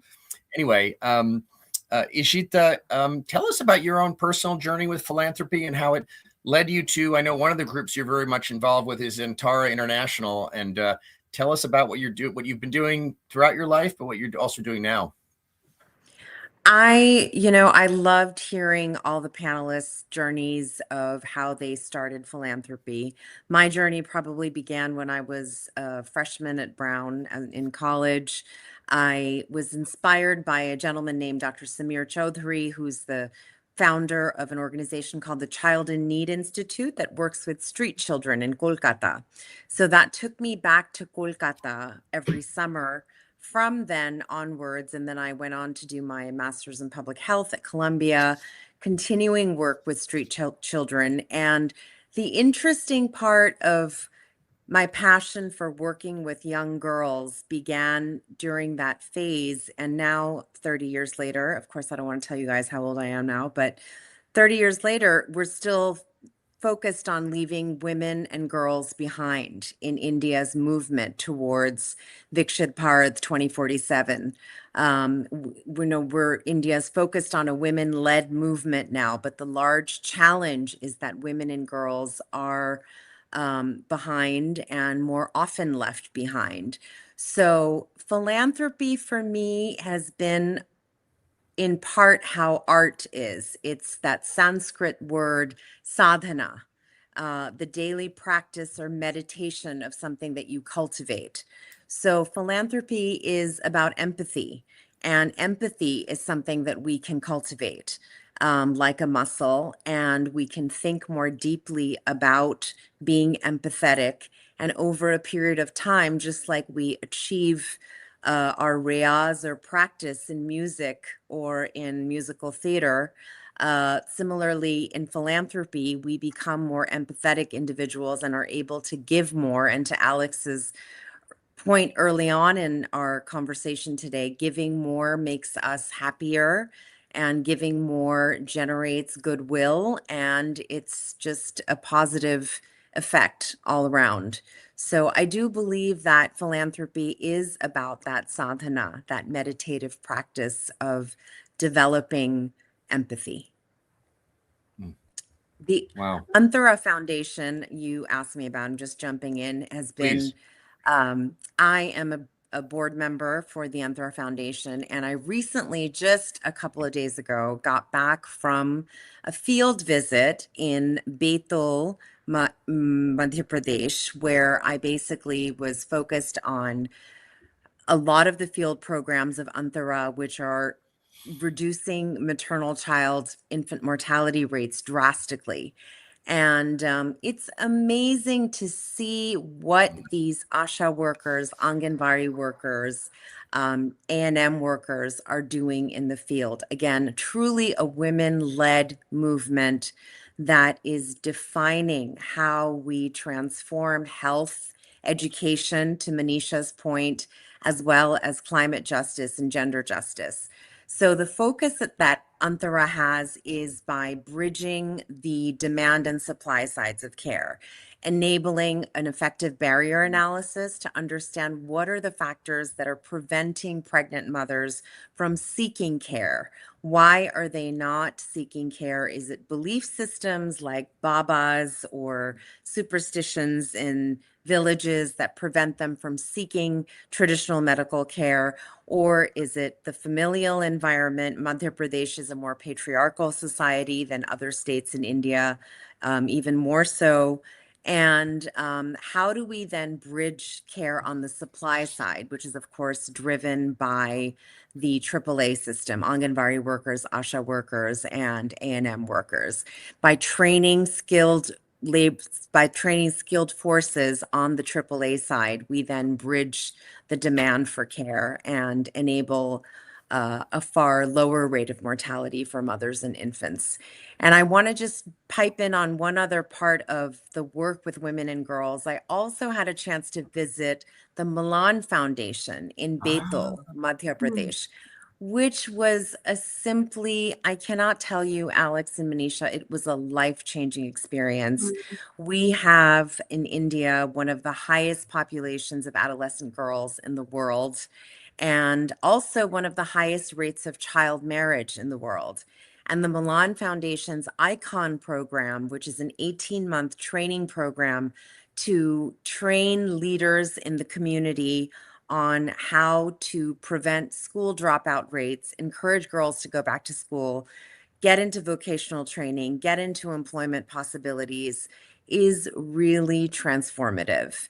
And these girls were bold, confident, talking about menstrual equity, the right to go to the temple when they have their period, the ability to pursue their dreams, their aspirations once they graduate from high school and seek higher education. It was truly, truly unbelievable.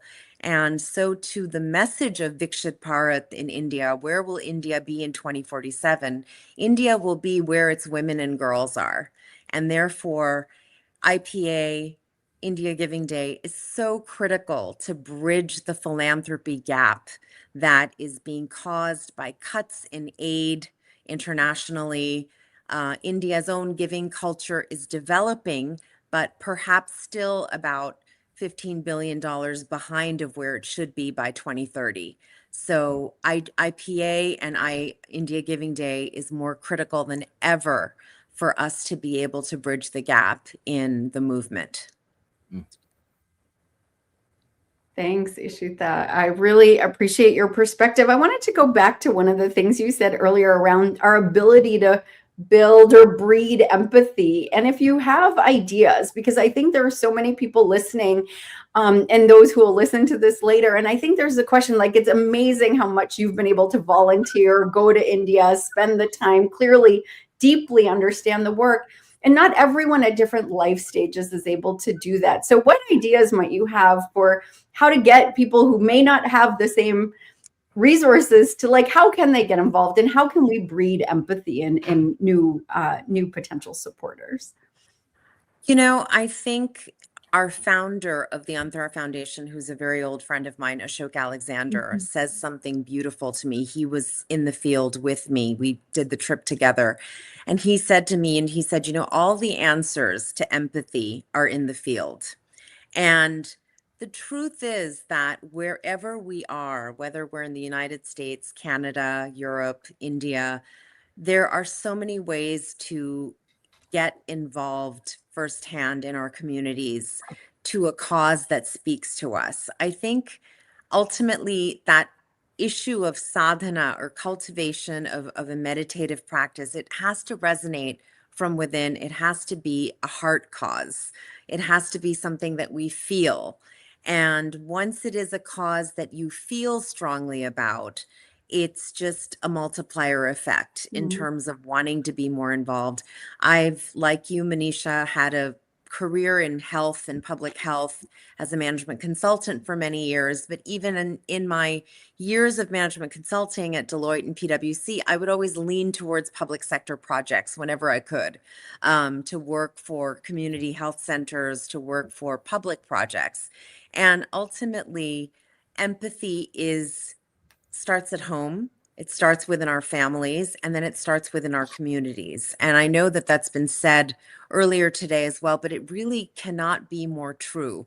It is, in fact, a practice, it's a muscle, and it's an art of practice, an art of meditation, and an art of building our skills to become better humans. Yeah, I love that. And I think you can build it and breed it. I was there when Ashok Alexander got started in his public health career. I was at McKinsey helping on the Gates Foundation work. So all these connections that we mentioned earlier, and I saw the empathy. So I love that quote and you know that he spent time in the field and got to know the community, and that really did matter. So really grateful for that. Alex, I know we are trying to get Petra in on the Dahlberg, and I think we're having some trouble. Yeah, so I'm not sure it's going to work, but let me maybe talk about a little bit about what she would have said, and then go back to Isheeta as we kind of round out this session. But in 2018, when India Philanthropy Alliance was in its infancy, there was a study done about Indian American philanthropy, and it showed two things that were kind of contradictory. One of which was Indian Americans volunteer at almost double the rate of American population in general. So it's another area that the Indian American community overachieves and kudos to them. But in terms of opening up their checkbook to support nonprofits adjusted for their wealth, which is significant and growing because the work ethic and attention to education was lagging. So a guy named Sunil Wadhwani stood up and said, well, we want to turn this around in 5 years. And when 5 years came around, I asked Dahlberg, which had done the original study, to do a follow-up study. And people thought because of tax law changes and so forth, that the so-called giving gap would have grown larger. And I said, I don't think so, because you and I and Isheeta have been working hard these last 5 years. And the truth is that the giving seems to have more than tripled in the intervening 6 years.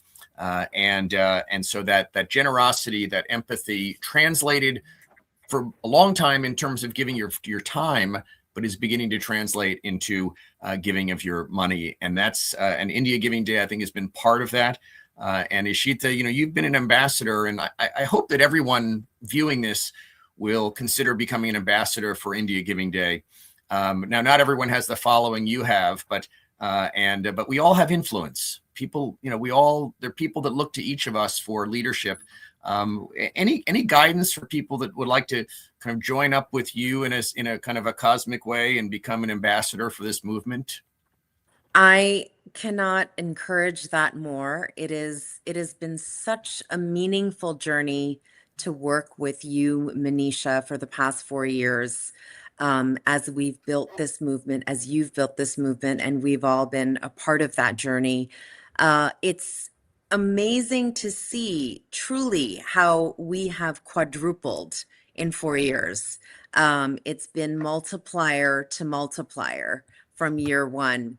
And to be at 51 organizations dealing with health, education, climate, gender, water across the board in 4 years is a phenomenal achievement. And I really, really encourage those watching the show today to get involved, even if you don't want to make the commitment of becoming an ambassador, to volunteer your time to IPA, to volunteer your time to IGD, India Giving Day, and spread the message of what a dollar impact can have is profound. A dollar goes a long way in India. I, spent a week in Madhya Pradesh, and $5 is typically still less than what is being spent per diem by so many individuals. And every contribution makes a huge difference. This is a movement that we need all of your support to be a part of. And everybody has, to Alex and Manisha's point, everybody has something to offer and has influence in their circles and their communities. And it's really people like you that can make the difference in bridging the giving gap from the Dahlberg report. As Alex mentions, Indian Americans are doing a lot, but they can do even more.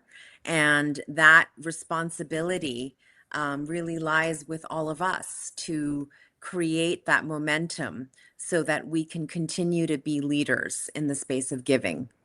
Yeah, well, thank you, Isheeta, for being one of those leaders, one of those role models by getting yourself involved. I know you get your family involved. It's just really, really inspirational and very, very grateful to you. Congratulations to you for Pratham's 30 years. What a huge milestone that is. And, empowering millions of lives, youth, children across the board in skill development, literacy. It's a phenomenal, phenomenal achievement. Thank you. That's very generous of you. Thank you. I remember our first meal, we bonded over Bengali culture and language. Yes, and we I did. hope to do that again soon. But thank you for being a great ambassador and for bringing present Milan Foundation and Antara among the 51 organizations that those of you viewing, all of us can give to right now or between now and the end of the day. Isheeta, thank you so much. Thank you. Isheeta. Nice seeing you. See you soon. See you very soon. Alex, I think we have a video if I'm not mistaken, as our next thing up. We're gonna show a video. Maybe we can take a brief look at the leaderboard, Yeah, please. And then go to that. There's been some movement, and look at that there. We're powering ahead. What's the total amount raised? I'm not sure. Let's see. But look at that. AIF looks still at the top. Well, as they pull that up, Alex, while you were off, I think a $500,000, $500,000 donation came into the Sehgal Foundation while we were on this call. So we saw that on the ticker, but I don't know what that means for our overall raise so far. But that definitely bumped up the Sehgal Foundation, which is amazing. Look at all that. So check it out. And we can, I think now we can just go to our video. Oh, so almost 1,700 donors, 4.6. I'm not sure the Sehgal Foundation, the donation is yet, there's a little lag time.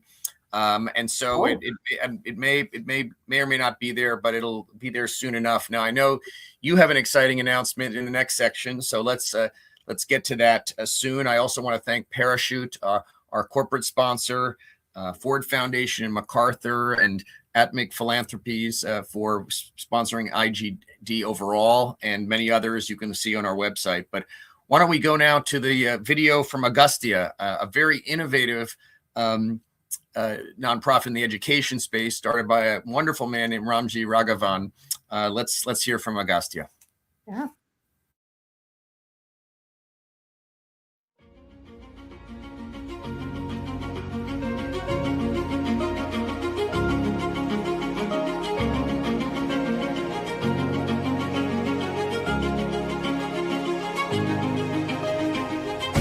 "25 years ago, the Augustia International Foundation set out on a unique mission to spark curiosity, nurture creativity, and instill confidence and caring among students and teachers in government schools across India. Today, Augustia's vision has touched the lives of 25 million students and 300,000 teachers in 23 Indian states. Augustia is trying to propagate the idea that beyond what you see in our immediate surroundings and immediate availability, there is something more which you can do if you appreciate the rational thinking and the creativity that is inherent in you.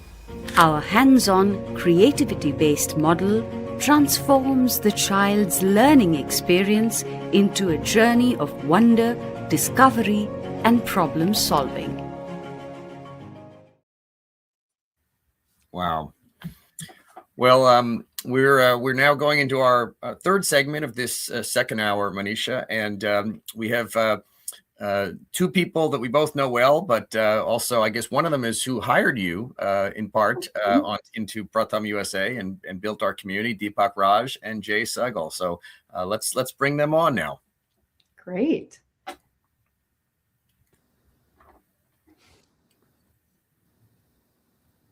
There we are. Gentlemen. Hello. Hi, Deepak. Hi, Jay. Nice to see you both. Oh, yeah. It's wonderful to be here, and thank you for this opportunity. Yeah, and Jay, we're glad in a way that your trip to India is delayed a few hours, so you're not under time pressure. And I'll be seeing you there in just a few days. Absolutely. Deepak, welcome. It's great to see you. Absolutely. Likewise. Manisha, you want to kick off here? Sure. Well, not only do Deepak and Jay hold these titles that we see in front of us, both of them have been deeply involved with IPA as, Jay as our current chair. I don't know about others, but Manisha, I cannot hear you. I can hear you, Manisha. Okay. I think maybe the volume on your side. Maybe I can hear you. Can you hear me? Yeah, I can hear you. Okay. Yeah, we maybe we'll work out that technical, but I'll just keep this going. So I think what Manisha was saying was not only are you you have many hats, and one of them is that the work you do with Sehgal Foundation and Pratham, also with IPA, and you've helped get this organization going. But let's talk a little bit personally. Deepak, you've been a philanthropic leader In the time that I've known you, been part of so many worthy organizations, IPA, Pratham, Indian American Impact, Columbia University. But I'll bet this empathy and this desire to contribute goes back further than that in your life. Where does your philanthropic impulse come from? That is a very philosophical question, Alex. Happy to get with it. But can I just say one thing, about just how delighted I am how IGD has taken off. India Giving Day has taken off. As Jay knows, Meenakshi knows, Manisha knows, Sehgal knows, we got on this journey 4 or 5 years ago. And by the way, there was a lot of debate on this. It was not, when you have 15, 20 organizations, you have to get consensus built in that. And there was a lot of questions, there was a lot of debate. And I'm just delighted that thanks to the leadership of Alex and the others, that we persevered. And we persevered because we had the faith in the community, we had the faith in our members, and we had the faith in the community's generosity. That once they see the quality of organizations that we are supporting, 51 today, I mean, it's amazing. Congratulations to Alex and everybody. That we persevered, the generosity of the community, and to see the results of this, it is incredible. So, and you guys all know the numbers, 1.5 million 3 years ago, doubled that 2 years ago, doubled that last year, and the way the trends are going today, incredible. So Jay, it's all up to you now, my friend. But I just think it is absolutely incredible. And this is, the community coming together is something, when you talk about philanthropy, a lot of times we do things individually, right? I mean, that's why you have, millions of philanthropic organizations in the world. But there is no substitute for collaboration, collaboration in terms of supporting institutions. And then also on the ground, you cannot resolve issues like education and livelihood and healthcare, one organization at a time. So you have to really get support from the government. And I think all that is really important. So by the way, I'll come back to you what you asked, Alex, but I did want to just congratulate you and the team, everybody on this call. Thank you for what you're doing. And it is absolutely fantastic. So no other organization has ever been able to do this. No other organization. And so I think it is remarkable. Well, we feel proud and we're standing on your shoulders, Deepak. By the way, you've heard many of us talk about 51 organizations. If you go on the website, you'll see 52. That's because the 52nd organization is what we call the India Development Fund. So if someone wants to give to all of the organizations, they don't want to have to choose. Our technology provider considers that one more organization, but it's actually a joint fund.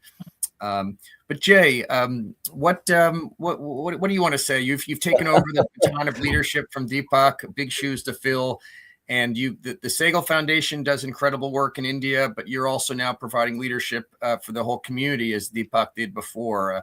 What do you want to share with the Well, thanks, Alex, and Deepak.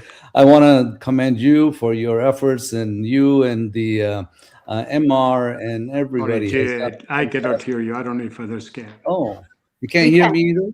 I can hear you. Yeah. Alex, go ahead, Jay. Will. Yeah, sorry, some technical issues, but Deepak, I'm just saying that I commend the efforts that you have put in. MR has put in over the years to bring the organization to where it is, India Philanthropy Alliance. And as you're absolutely right, we started 4 years ago with the India Giving Day, and it has been amazing effort that has brought it to this stage.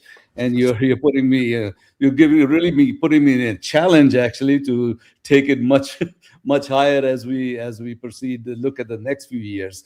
Now it is my honor to, as Alex says, stepping into big shoes,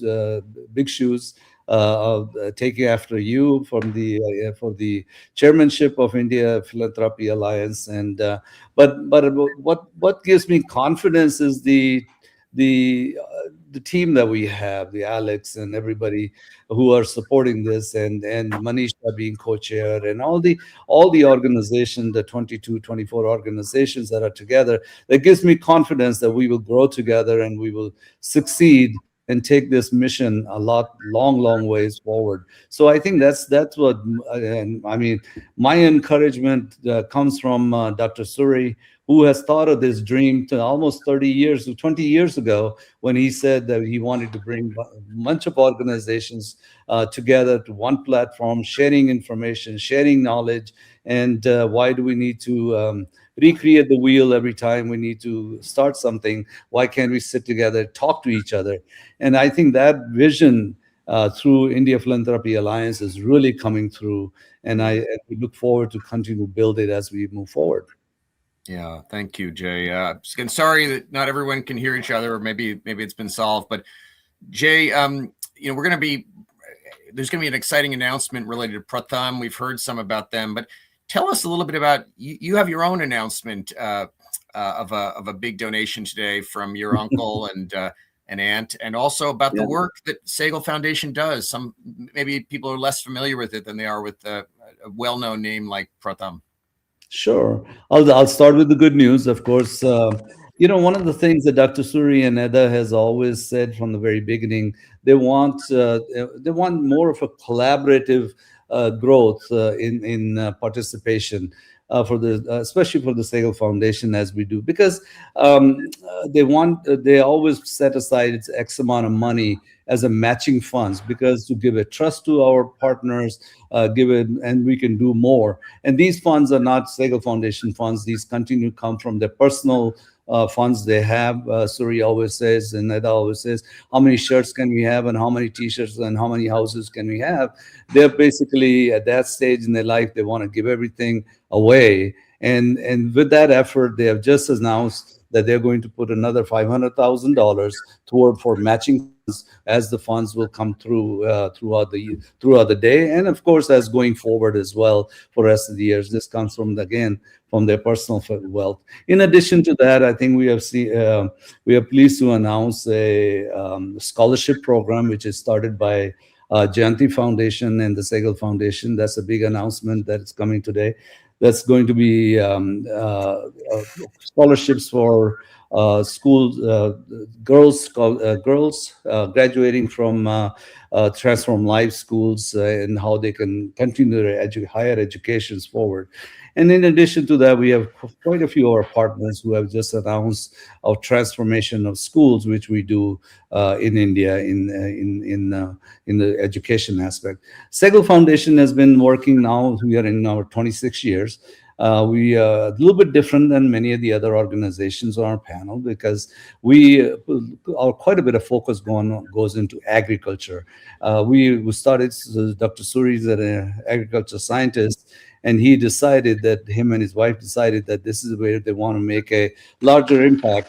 And so we do a lot of work with the grassroots farmers in India. We work, and there's no agriculture without water. So we put quite a bit of emphasis on working on water management in the communities, and water impacts the women. Women empowerment is a very, very key topic for the Sehgal Foundation. And when we look at the women empowerment, we also look at how the girls, young girls are sent to school. And that's where our program Transform Lives, One School at a Time, works with makes a good environment for the girls to come to the school and learn, and with the digital literacy and life skills education. So it's a momentum that we work together over the years, 26 years. We are now in 13 states in India, and we have approximately 450 people who work on the ground with the Sehgal Foundation. That's great, Jay. Jay, those are really inspiring gifts today. Congratulations and thank you to Sree and Neha and the Jayanti Foundation, obviously the Sehgal Foundation. What an incredible contribution to be celebrating today. So thank you. Yeah, thank you. Yeah. Deepak, can you hear Manisha or Jay now, or no? No, sorry, but I can hear you loud and clear. Okay. Well, in a moment, we're going to ask Manisha to share her news and to bring on a strong ally and board member of Pratham USA. But Deepak, the two of you are also national co-chairs of India Giving Day, a group that was founded before we started this. And is there anything else you'd like to say about this movement that we're trying to create here and the team that we've put together? Well, listen, the team is absolutely fantastic, Alex. What you and the team, and then also the chairs, the co-chairs, coming together, it is an amazing thing, the way this has happened. The only thing I would like to add is that, I've been on this journey maybe a little bit longer, maybe a little bit shorter than others. But what has driven my philanthropy is, have to have a sense of purpose. Initially, when you start out, your purpose is your job, then your family, and so on and so forth. But I think at a certain stage in life, you have to figure out what can I do for others. And only thing I would say is that, I'm giving this from my experience, that it is an incredibly rewarding journey to be on. And this idea of giving to things which are bigger than you, bigger than a person, and so it has been incredibly rewarding. In terms of what IPA has achieved, and I'm so delighted that Jay has decided to take on the mantle. I think one of the key things about an organization is how do you transfer leadership in the organization. So I'm just delighted about the future of IPA and what it portends. Thanks, Deepak. And thanks to Shrishti Sharma, who just posted a comment on LinkedIn. Here to support the India Giving Day team and the 51 incredible organizations. This is real change in action. You can be part of something incredible at indiagivingday.org. Manisha, you've got something to share with us, very exciting. Over to you to bring on a special guest for the second. I am absolutely. Thank you. And I'm sad that Deepak can't hear this, but hopefully he can read my lips. I think we're going to bring on our special guest.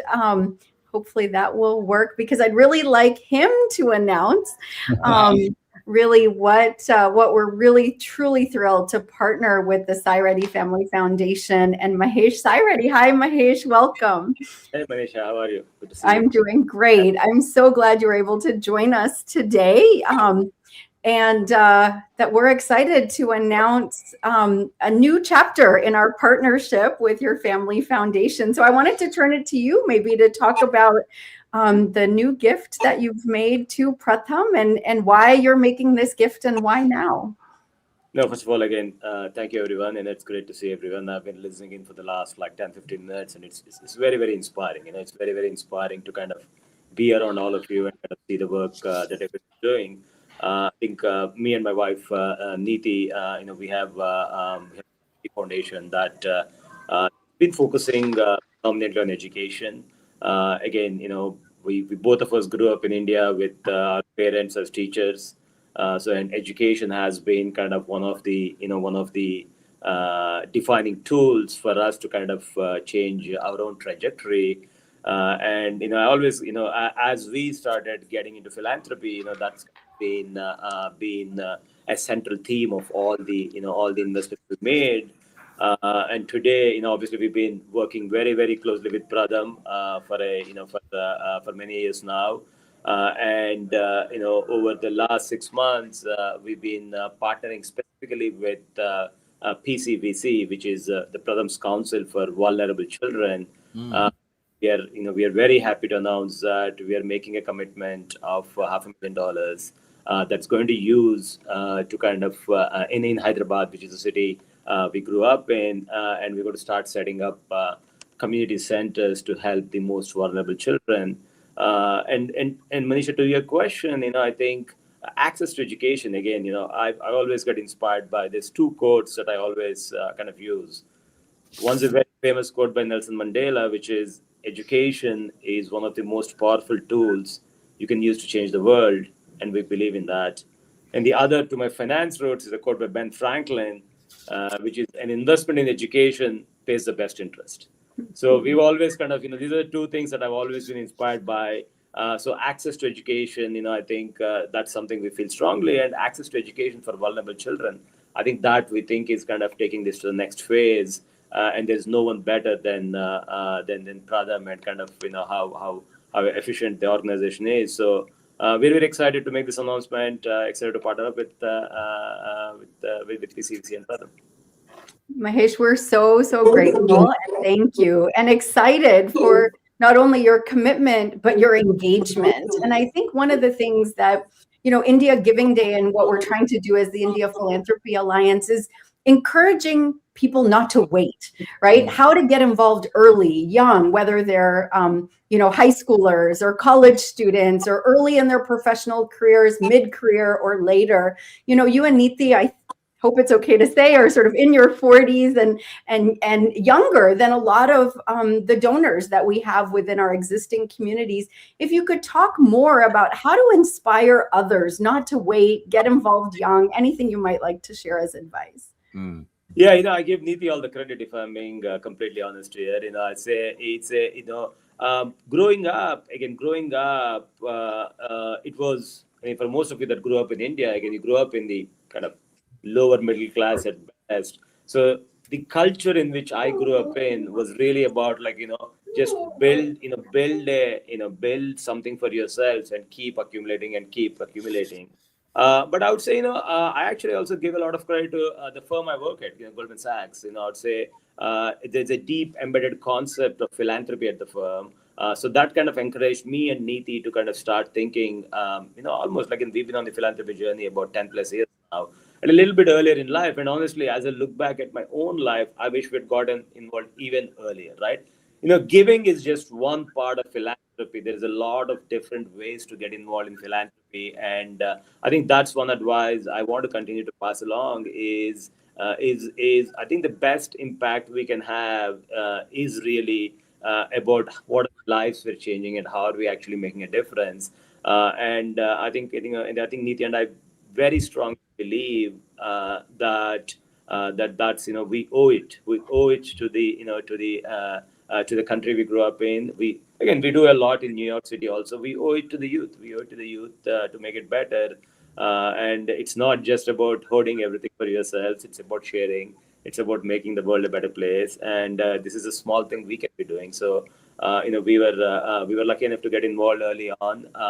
Working with many great organizations also has been helpful. And again, Manisha, you know this really well. We did this Hamara Gaon project where we went.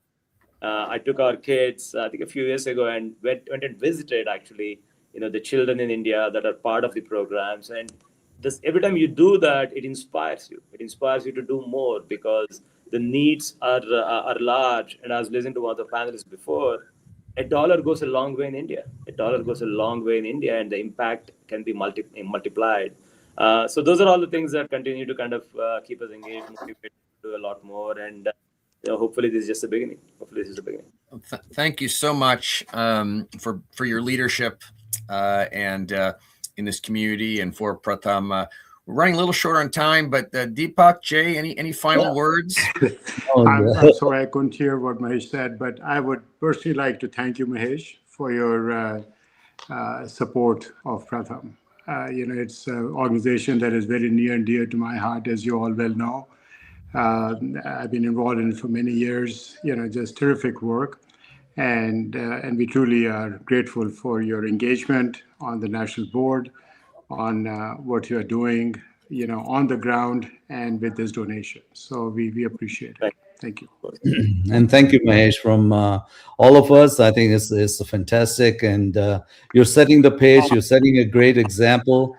And it is amazing that your support to Pratham, and it's and Dhanyavadam and Mahesh Garu. So take care. Thank you so much. Thank you for including me in this. I look forward to doing more with all of you. All right, and as you all can see, we've now crossed $5 million with the donation hitting our thing. We're going to go beyond 1,700 and every donation matters. It's certainly something of that magnitude is huge, but each one of us, we're tracking as closely how many people give as how much, and creating this circle of empathy and hope. So Deepak, Jay, thank you so much. We're going to play a couple of videos and go into our third hour, but your leadership inspires Manisha, myself, and so many others. Yep. Keep giving. Thank you very much. Keep Congratulations joining. to everybody. Right. And good Thank luck. you so much, Deepak. Thank you, Jay. And Alex, as we're pulling up the video, one of the comments that Mahesh made reminds me that corporates are matching funds. So I think we have the ability for corporates to also contribute and be part of this. And we have many corporate sponsors already, but really grateful to Mahesh, Goldman Sachs, and all the supporters. I think I'm also signing off here. So as we turn off to the video, thank you for allowing me to be part of this this afternoon. Well, it was great to partner with you, and congratulations. I know you'll put all that money to good use, and hopefully it's more to come. So as we transition here, we're going to show a video from the Ford Foundation, one of the big supporters of good works around the world, but including India Giving Day. And then we're going to come back. We're going to show you a second short video, and then go into our third hour, where I'll be joined as my host, Neha Gupta from Teach for India US. But Manisha, thank you so much. Thank you. Happy India Giving Day again to everybody. The Ford Foundation is proud to support the India Giving Day campaign, an annual movement that is unlocking the philanthropic and giving potential of the Indian American community. We are excited about this partnership today. Invited by the Government of India in 1952, the Ford Foundation has spent over 7 decades supporting the country's most exciting and enduring ideas, institutions, and leaders at the front line of social change, aligned with the country's developmental priorities and opportunities. Now, we seek to bring the Indian diaspora closer to this. The Indian American community is not just one of the most accomplished, connected, and generous communities in the world, and its ties to India are just not sentimental. They are a real source of power on what lies ahead for the country. That power is only beginning to be organized. India Giving Day is one of those moments when that power becomes a reality. It brings together donors, social change organizations, community leaders, in a single act of a collective commitment, building not just a day of giving, but a permanent culture of giving back, supporting extremely urgent and important challenges and opportunities that our country faces today. The India Giving Day represents what's possible when collective action is taken, when passion comes together. Together, we're building a really powerful platform for all of us to act together. We wish IGD a success in connecting more of the Indian diaspora and shaping the country. Thank you. Wow, it's wherever I've gone in social change, the Ford Foundation has been behind some of the great organizations, whether India, Bangladesh, Nigeria, places I've worked over the course of my career. We're going to show you a second video from Akshaya Patra Foundation that has served billions of meals. I lose track. I think it's maybe 5 billion meals to school midday meals at schools around India. Let's go with that video. In 2000, the Akshaya Patra Foundation was established with the vision that no child in India shall be deprived of education because of hunger. With that, a breakthrough in social innovation was in the making. Akshaya Patra works in a public-private partnership model along with the Government of India, various state governments, corporates, philanthropists and individual supporters. It ensures that 2.1 million children across 16 states and 2 union territories receive freshly cooked, nutritious meals every school day. This initiative is directly aligned with the United Nations Sustainable Development Goals, Zero Hunger SDG 2, by ensuring nutrition for school children and enabling access to education. Wow, that's such an incredible group. There's something called the World Food Prize that's given out of Iowa, and I think Akshaya Patra should be a future winner of that. They just deserve everything. I want to welcome my third co-host, Neha Gupta from Teach for India US, onto the show, who will be with me through the end of the session here. Neha, welcome. Alex, thank you for the warm welcome. What an incredible day. And the last 2 hours have flown by. I can't believe we're in the third segment. It's amazing. And a technical snafu here or there, but the message got through and people are donating. Young people are out there raising money. But, you and I met, your predecessor at Teach for India US was one of my favorite people in all of IPA. And then I was like, who's going to come next? And then I met you and I'm like, my God, she's amazing too. Share with the viewers, first of all, your own views about philanthropy and how they've evolved. I know you both work for a philanthropy, and also you are generous in your own giving, and you've been coming from the private sector. Share with people a little bit about your journey in this space. I was going to say, that's so kind of you to say. I promise I did not ask Alex to say that, but that's wonderful to know, because you're right. I did make a switch from truly the opposite side of the pond, if you will. I like to say I came on over to the bright side. I used to do essentially the very typical first generation sort of, Indian go-getter, Wall Street, venture, private equity, tech. And then you look around and you really do have to ask yourself, how do you connect back to that theme that everybody's been bringing up around empathy and giving back and community and making a difference and finding purpose and meaning?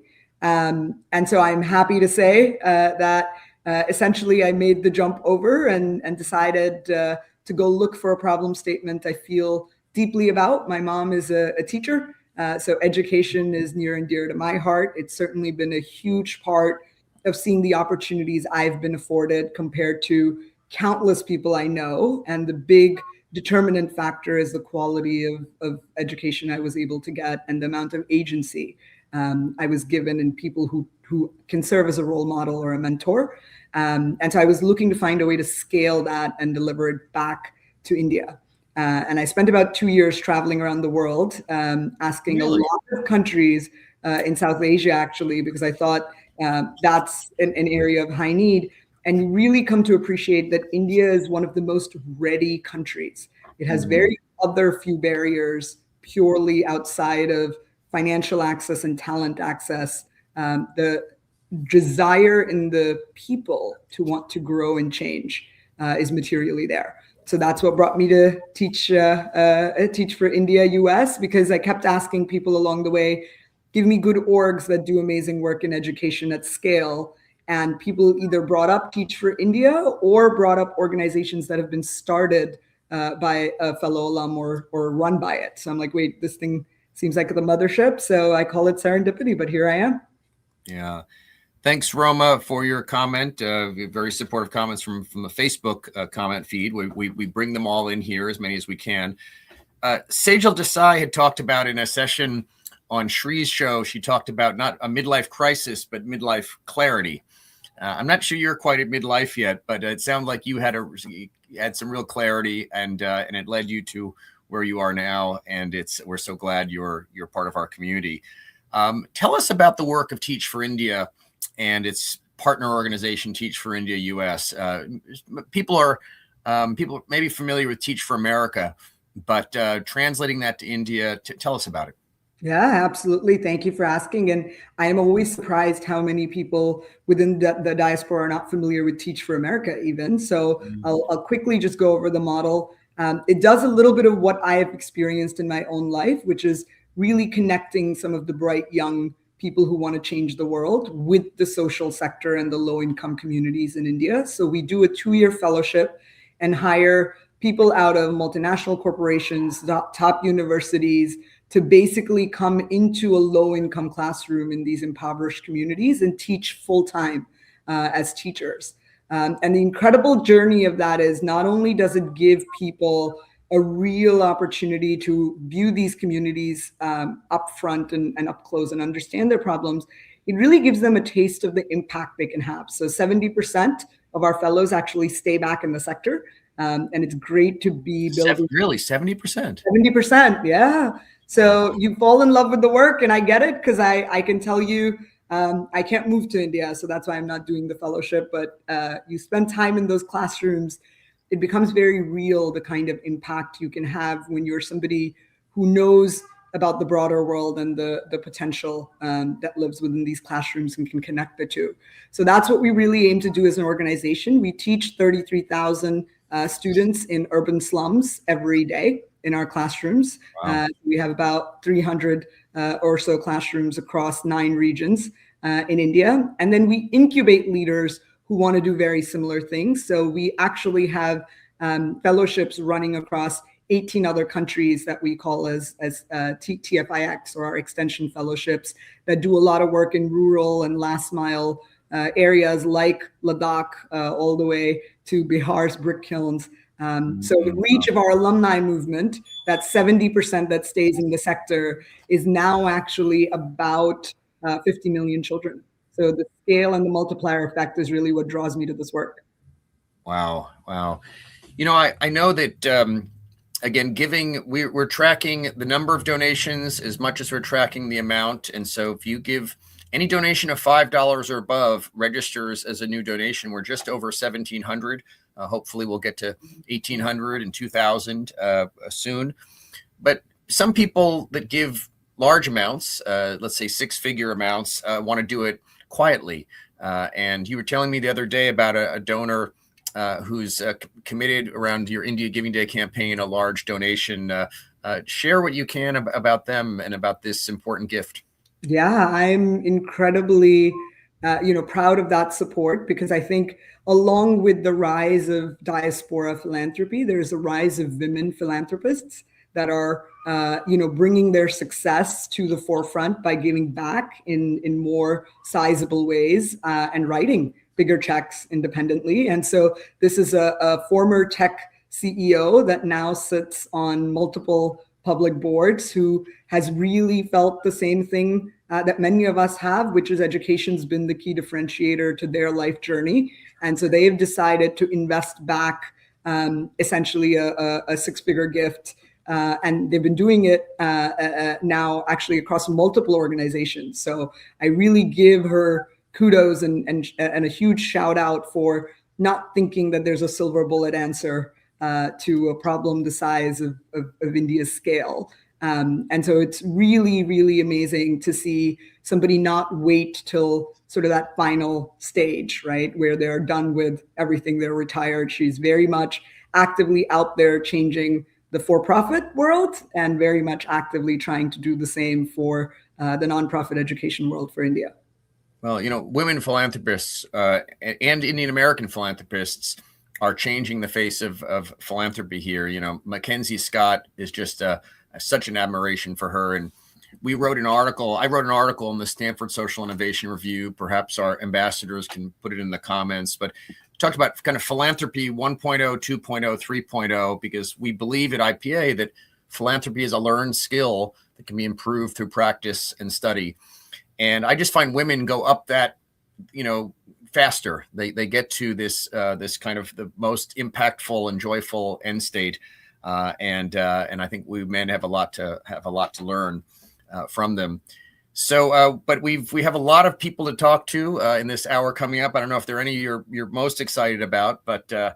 Rangaswamy, the godfather of IPA, and so many other good works, is waiting to join us.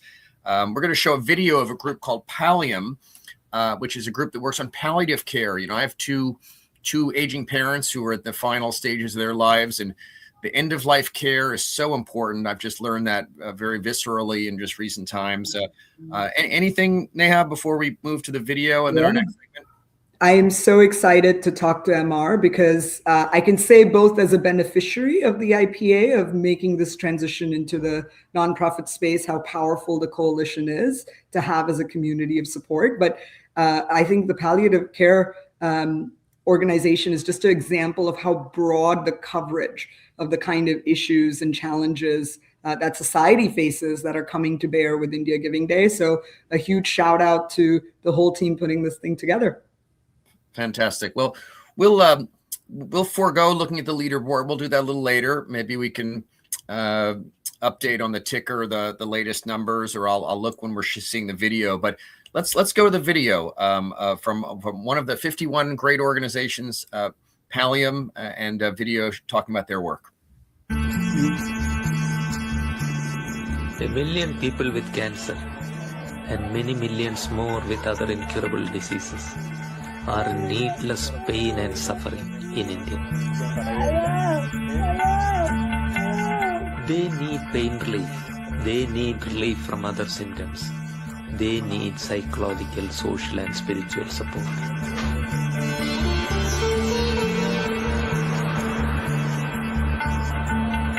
In Trivandrum Institute of Palliative Sciences, we provide palliative care to people, generally with life-limiting illnesses.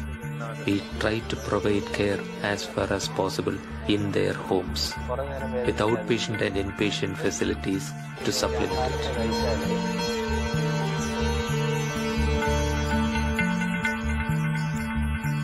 Many states in India have no palliative care at all. We find committed individuals and interested institutions and support them to form palliative care services.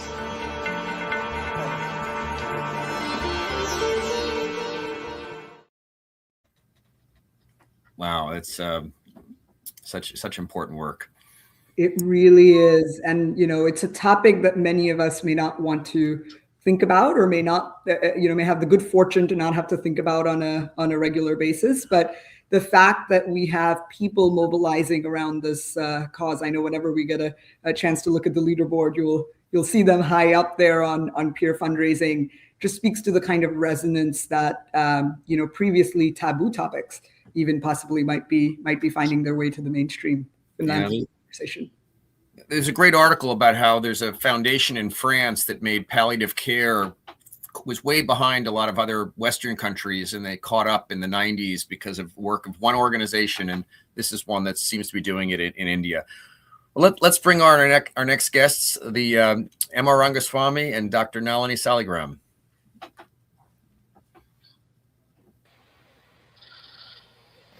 Hi, MR.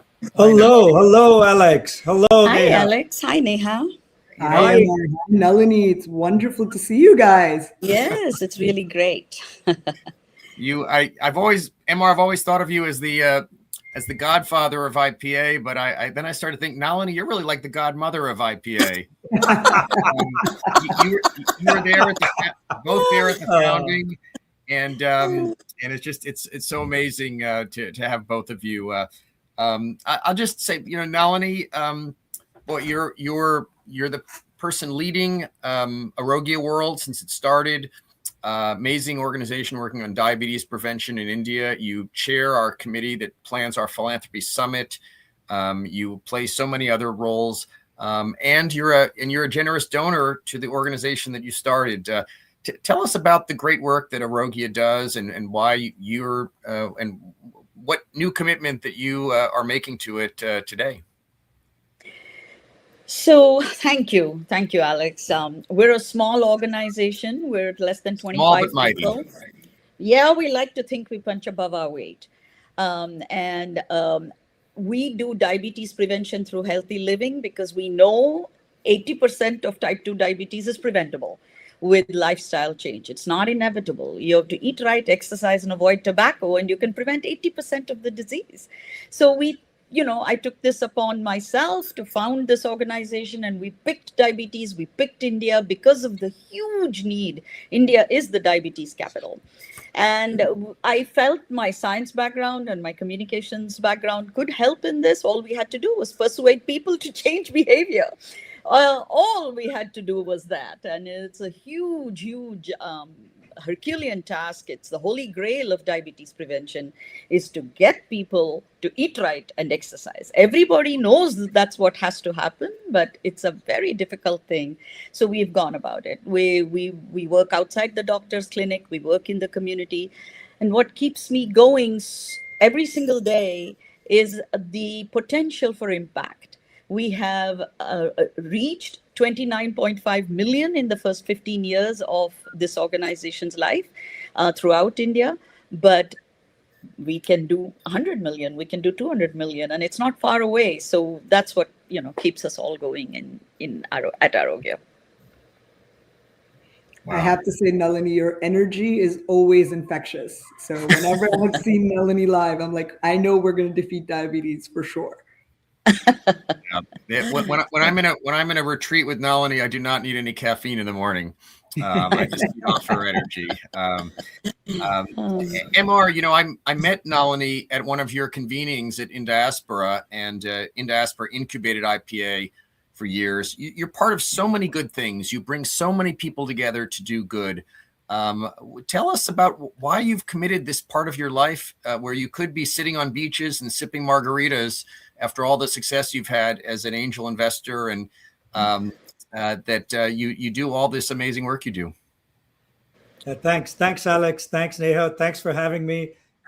This is such a great day for me to see something we incubated at Indiaspora, the India Philanthropy Alliance, in partnership with you, Alex, specifically, to get this going, to see a separate 501c3 form, to see all these members join. And it's so gratifying to see that IPA has put on the India Giving Day in the 4th year. This is what gratifies me. I think making money is nice. Giving money and making sure everybody gives is far more gratifying. And my thing is, in the past 30 years, I've started 3 different organizations that make an impact. And that's what my calling is. So I'm an entrepreneur, but I'm a social entrepreneur. I've started an organization in the tech space for CEOs in tech to give back, an organization around sustainability to give back. And then I said, why don't we do something for our own community, the Indian diaspora? And so this is the 3rd one of my networks and communities I've started, and each one is amazing, gratifying. And I view my role as being a connector, a catalyst, a convener. And one thing I've learned, if I get smart people in a room, good things happen. And that's what we've done with IPA. We've got the smartest, most efficient, successful nonprofits that are focused on India together. And when you get that, India Giving Day happens.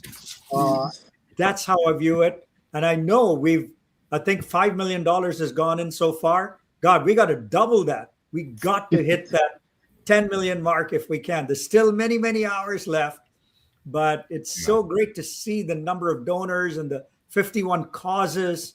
That's what I was going through the whole list, and I could give to every single one of them. There's such great organizations. Neha, I'm sure you have questions for both of these. I'll say it is before I hand it over to you that one of my mentors, Muhammad Yunus, said something that you echoed, MR, which is he said, making money is happiness, but making other people happy is super happiness. Right. And it kind of goes to that. And the other thing is, it's just, it's just so exciting to see your work. Oh, the other thing I was going to say was bringing smart people together. Yes. But bringing smart people together with the right ethics, who want to use their intelligence for their own good, but for the good of society. And that's what you've done so often. We're getting together in Bangalore. I think at least 3 of us will be in Bangalore in about a week's time. And the people there focused on good. It's just incredible. But Neha, over to you. I was going to say, MR, I'm going to quote a donor, but he normally says you learn, earn, and then you return. And I think you've taken that journey to an exponential reach in terms of what you've returned on the other side. So thank you again for never having that, never giving up that spirit to connect people for good.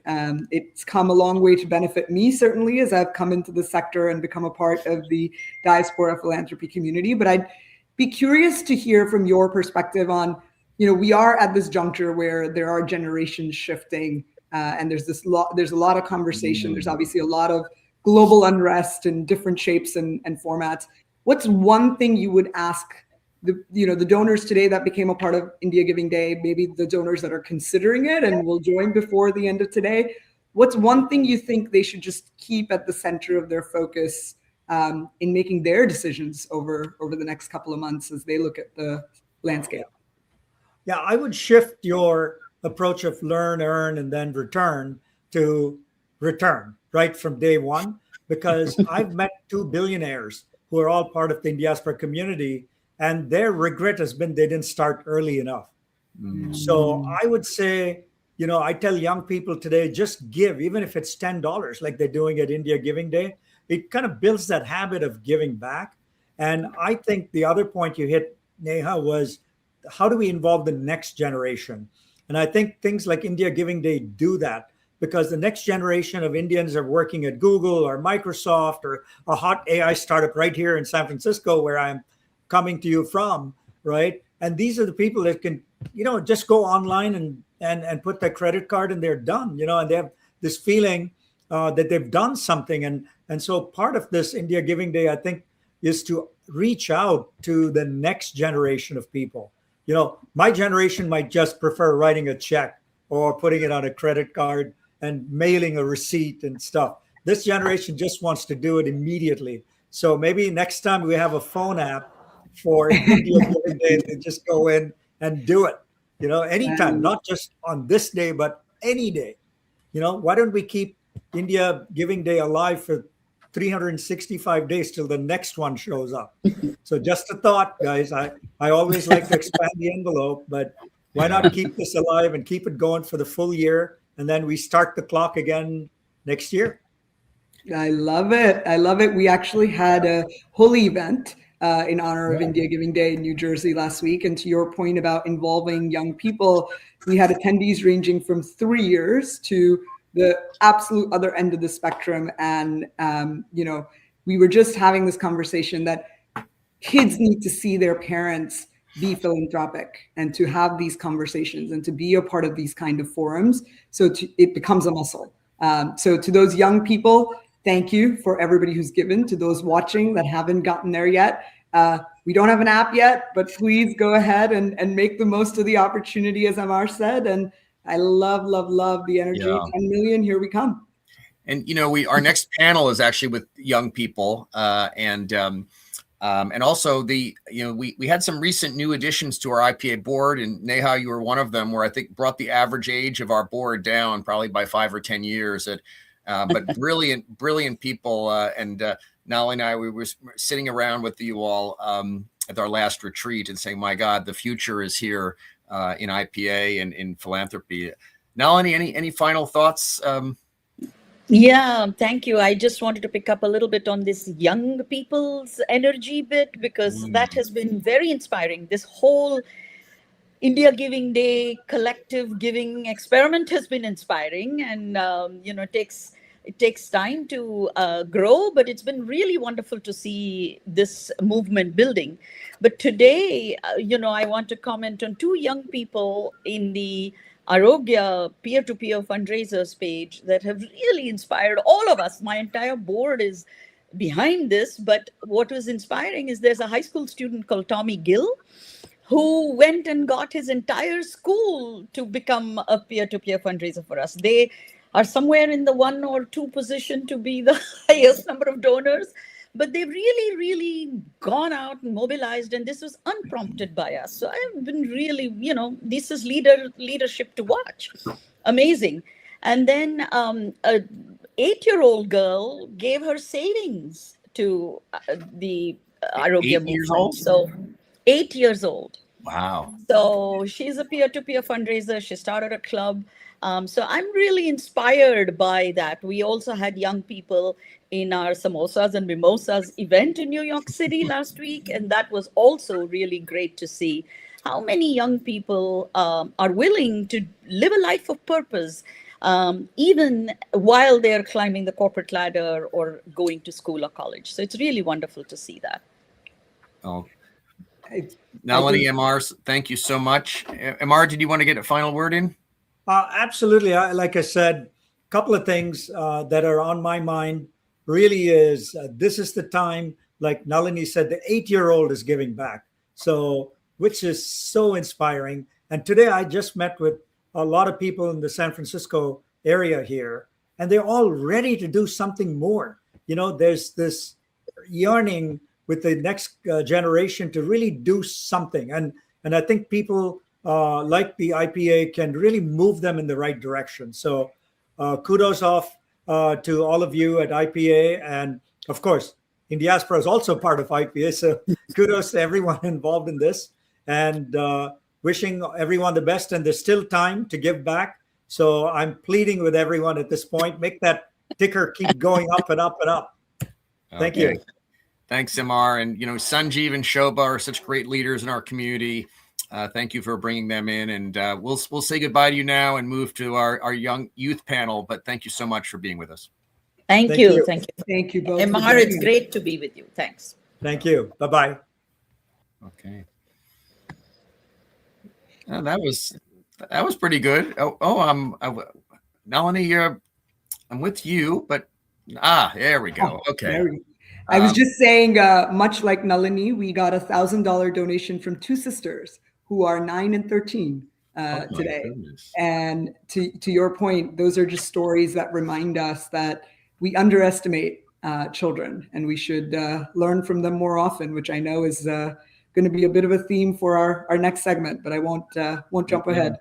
Well, those sisters, they must have a very successful lemonade stand. So I'll try to get some business tips from them. But we're gonna jump right to our next video, which is from yet another of these great organizations that are raising money today on the IGD platform called Drishti, an organization that is extremely innovative. You'll see in the video that I've been working with back from my Grooming Foundation days, and they continue on their work in India. So let's go to the video. Every morning in rural India begins with quiet strength.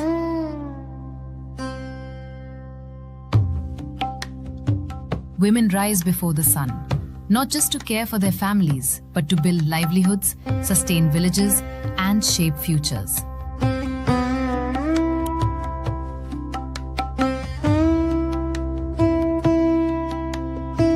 For 26 years, Drishti Foundation has worked with one simple belief. Prosperity belongs in every village, not just in cities. Since 2000, we've partnered with communities to build systems that last. Systems rooted in dignity, capability, and self-reliance.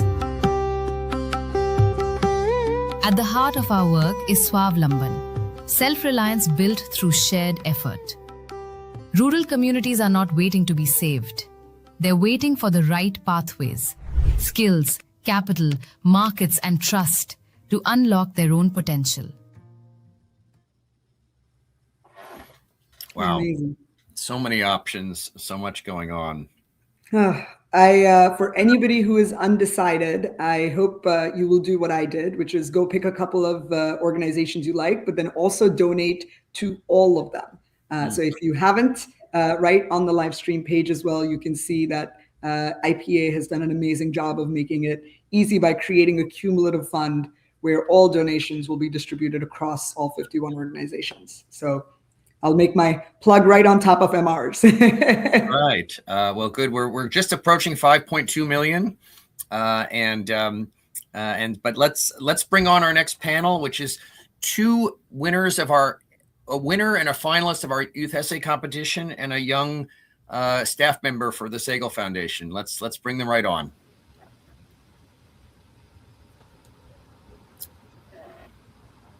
Hi there. Hi, Eleanor. Hi, Sree. Hi, Shania. So great to see all of you. Hello. Yeah, I hope you can hear me. We've had slight audio issues here and there, but hopefully everything's working. And I'll just kick things off here. Shania, you serve on the Youth Leadership Council. As a freshman, you wrote the best essay of all high school students in the country in 2023. Just wonderful job. I remember you coming to speak about that at our conference.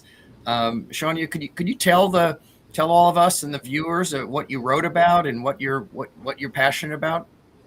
Sure. My original essay was on the caste system, but specifically what philanthropists and people concerned in the US can do to support initiatives in India to uplift members of the lower caste and get rid of the stigma around talking about caste. And I was very grateful to be able to come to Stanford and speak at the IPA Summit. It was amazing. It was surreal meeting all the different nonprofit entrepreneurs, and meeting the IPA team. And I've been really grateful to stay connected with IPA since. It's great. I mean, going to Stanford, it's not like going to Cornell, but it's still pretty good, right? Anyway, no, I'm just kidding. I'm a Cornell graduate. And you chose, with being the winner, you got $1,000 to direct to a nonprofit of your choice. What did you choose and why? So I decided to donate it to Dalit Solidarity, which is a 501c3 based out of California. But it was pretty cool because I got to donate my money to them, and I ended up volunteering for them for a couple of months. They have a field library in Uttar Pradesh in India, and I was able to tutor some students there. And eventually I pitched my own nonprofit project idea to them, which is on raising access to diverse literature, specifically in different book banks in India. So things like comics, novels, fiction, because oftentimes you see book banks relocate things like textbooks and like curriculum prep books, but you don't see a lot of like children's literature getting to these impoverished communities. And Dalit Solidarity, they were incredible. They were one of my first partners, and I got a whole bunch of mentorship from Ben Chinappan, who is the executive director, and his team. So I'm very grateful for the connection with them. Neha, did you know anyone who was, when we were growing up, that was this articulate? I was literally just thinking to myself that I don't know if I had enough brain cells at that time to think about the diverse impact of that literature variety that you're talking about. But it's amazing that you not only noticed that gap, but that you did something about it. So hats off, Shania, for kicking that off. And again, we're so excited to have you here, because one of my favorite things and why I chose Teach for India US as my full-time way to contribute to the philanthropy landscape is, I think if you can bring, as Amar said, the brightest people in the room together, you can solve just about any problem, right? And that's what we really do every day, which is connect people like you who want to make a change in the world with an easy way to actually go make that vision a reality. I guess I'd love to know what caused you to sort of start or think about it. Is this something that just you woke up one day and you were like, this is it, or is this coming from a source of inspiration somewhere else? So basically, I mean, I personally love reading and writing, and I think, English is one of my favorite classes. I think books are transformative. Being able to find a character in a novel that you feel inspired by, that you feel connected to, is kind of like life-changing. Like, you have one character that you can spend your entire time like looking up to. And like, so part of what I was curious by was, there's a book bank by where my parents used to live that's dedicated on repackaging and redistributing these textbooks that get donated to them. And as cool as that is, right? Like, as cool as having access to like a CBSE textbook to study for exams is for like high school students, like I don't see how a fourth grader can enjoy reading from having access to this book. I think like getting getting comics that are in local languages, picture books, things that can help the development, the psychological development of a kid, looking at these colorful pictures and then finding some sort of connection to those characters could be so much more impactful. And I talked to several different nonprofits and tried pitching my idea to them. And obviously cold emails can only go so far. Like, you get only so many replies back. And luckily, Dalit Solidarity was one of my first partners. And they were able to connect me with several field teams that they had, where I could pilot my nonprofit program idea. And then I got connected to Right to Live Foundation, another nonprofit that has a huge field team established in India, and they were also very supportive. And now I'm working with Vicente Ferrer Foundation. Oh, great. And Vidya Gyan USA, which is based in Minnesota, which is where I'm from. So it's been cool. Well, thank you, Shania. And I want to move over to your colleague on the Youth Leadership Council of IPA, Sree Ram. Sree, can you hear me? Yeah. All right. you were, I think the same year that Shania won in her category, you were a finalist, and so one of the best essays in the country. And share with our viewers what you wrote about or what you're passionate about when it comes to improving society and making it better. Yeah, so that year, the same year as Shania, 2023, I wrote my essay about stigma surrounding periods and how that impacted women in rural communities the most. The reason why I wrote about this is, well, I first found out about the youth essay competition, and I was thinking, I want to write about something. And it was one of the first things that came to my mind, because everyone has to deal with their period, or at least a lot of women all across the world have to deal with their periods. So when I was doing research on it, on the topic, just to see like, how is it different in different countries? How is it different in different communities? I was very surprised how my experience is so much different than other people's experiences. And it's definitely not a fun time, but there are things that can help those experiences just be a little bit better. And there's information that's not necessarily available to everyone that I think it's really important, especially for women and women's health. I think it's a topic that's not been discussed a lot, and can be considered a little bit icky or taboo in a few communities in India. And I was very passionate about making sure that other people are able to have a good experience with that. So I wrote my essay about that. That was something that I was very passionate about at the time, because in my high school, I was also volunteering for a club that was working with raising funds to provide period supplies for girls across the country and girls in India as well. So that's something that I was able to make a connection with.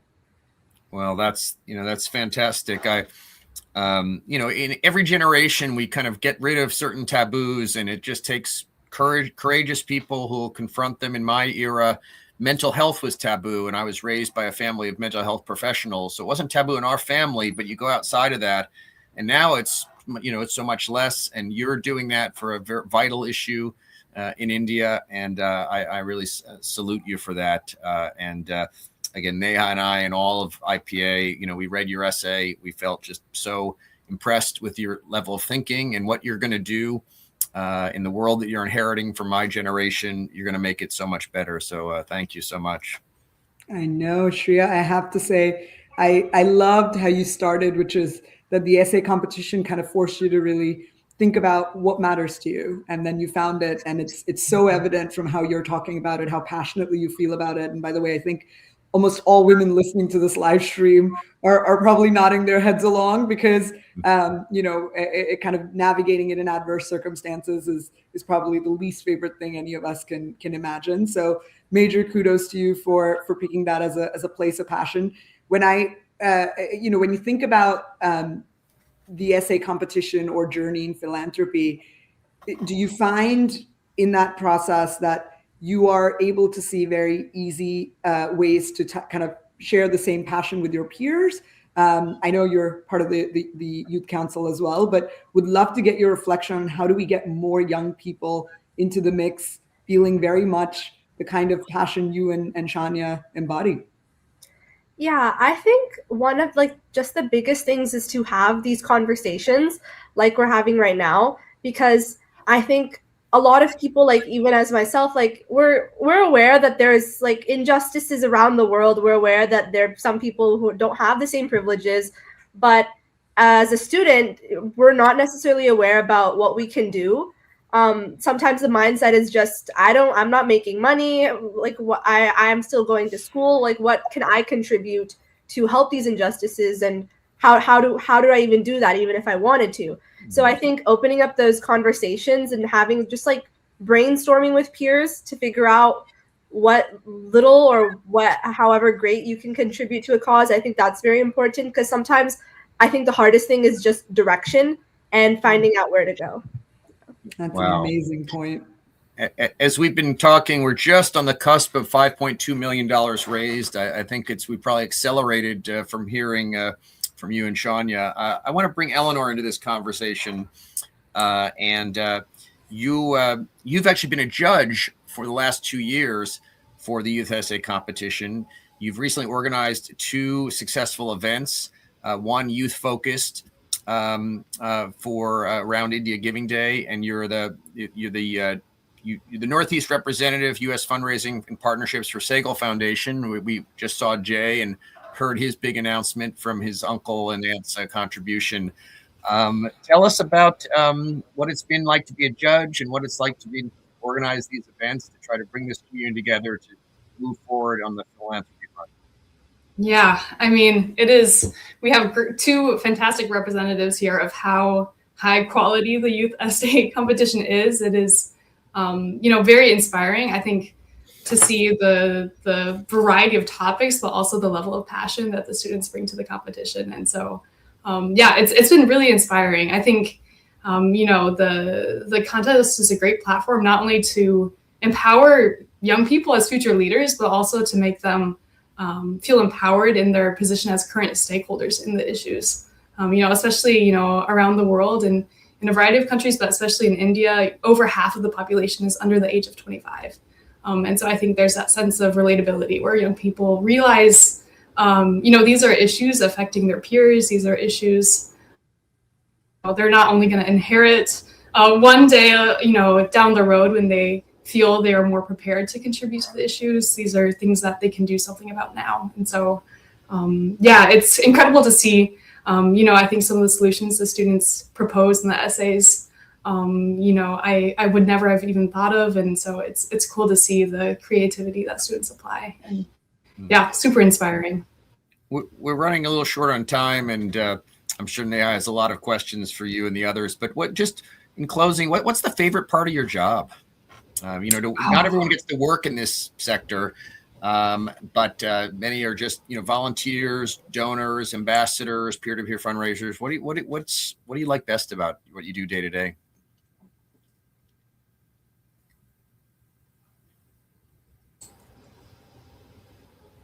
I apologize. Is that a question to Neha or to me? No, to you. It was to you, Eleanor. Oh, perfect. Yeah, no, that's a fantastic question. I think, the favorite thing for me is really just truly getting young people involved in the work. Like I mentioned, I started out in India Giving Day as a peer-to-peer fundraiser as a college student. And so I think I can relate definitely to what the other students said, or I didn't feel very empowered to make a big difference. But I think, seeing the way that a small fundraiser can transform when you spread it just to a network is really powerful. And so it's been super exciting to see the progress today and all the momentum that's going on. And judging by your name and appearance, I think that you and I can kind of communicate that you don't have to be from India to love India. Definitely. It's such a wonderful place with so many amazing people to work with. So I think we've really reached the end of this segment. We've got one more to go. And I just want to thank the three of you for your contributions to IPA and to organizations you're committed to and to the world. And the future is in your hands. It's looking very bright, Alex. It's looking very bright. Okay. Thank you all. Thanks for making the time. Thank you so much. And I think, Alex, you're one of the most Indian people I know at heart. So I think I love your word Indophile. So I think there are many of them, and we see them across all the donor names today with India Giving Day as well. Yeah, I've seen a lot of names that sound more like mine than yours on the donor list. But wasn't that, having that panel, we've talked about this before, there really is a kind of a generational shift in philanthropy in general and in our community. And it's very pronounced, I think, very exciting. Very exciting. And it's so amazing to see, to your point, how articulate this generation is and how thoughtful they're being about really determining what matters to them and how to manifest that in society, and the amount of initiative, right? Of her just saying, I reached out to a bunch of organizations and she understands that not all of them will come back. It really tells us that we need to give the floor more often to these voices and open up that dialogue, as Shree said, because I think they are the future. Yeah, I mean, at that age, I was worried about whether I was going to make the baseball team and whether I was having a good hair day. And they're thinking at a different level. There's an article that I co-authored with one of the co-founders of Children's Hope India, Maya Ranjani, who's a wonderful leader in our field, and probably viewing right now, in a in a magazine called Shati. I don't know if we can pull up the PDF of that, just so people could see it. It's really about us as nonprofits trying to be more youth friendly and just take the lead from youth. Because again, that's where the energy is. I highly encourage everybody to check that article out. We can drop a link in the comments. But to your points in the article, Alex, there are very distinct things that the youth is looking for. And I think all of the philanthropic organizations will be well served to really pay heed to that and make sure that we start giving the kind of details and focus and for the lack of a better word, analytical lens to our issues that the next generation is looking for. Yeah. We're gonna show our video now from ATREE, the Ashoka Trust for Research on Ecology and Environment, I believe, is that the acronym is, but known as ATREE, one of our key members of our community. I want to thank Parachute Donate, the technology company we heard from earlier. It's got a great solution for nonprofits so you keep 100% of online donations. We're supported by the Ford Foundation, MacArthur Foundation, Atmic Philanthropy, Maya and Dev Varshni, and other supporters, Lata Krishnan and her husband, and Ajay Shah, and many others, Ramesh, Srenivasan, the list goes on. But let's look at this video and then let's bring up the final panel. Fantastic.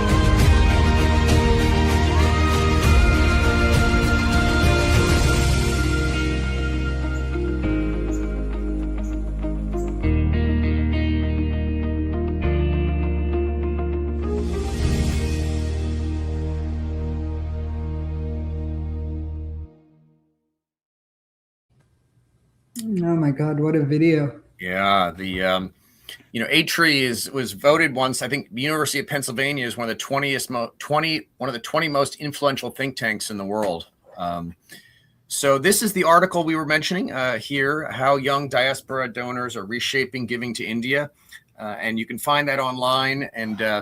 And also our ambassadors, I think, will put the link in the comment section if you're viewing on one of the social media transfers. So thanks also to Digimentors. The team have just been so professional in the planning of this.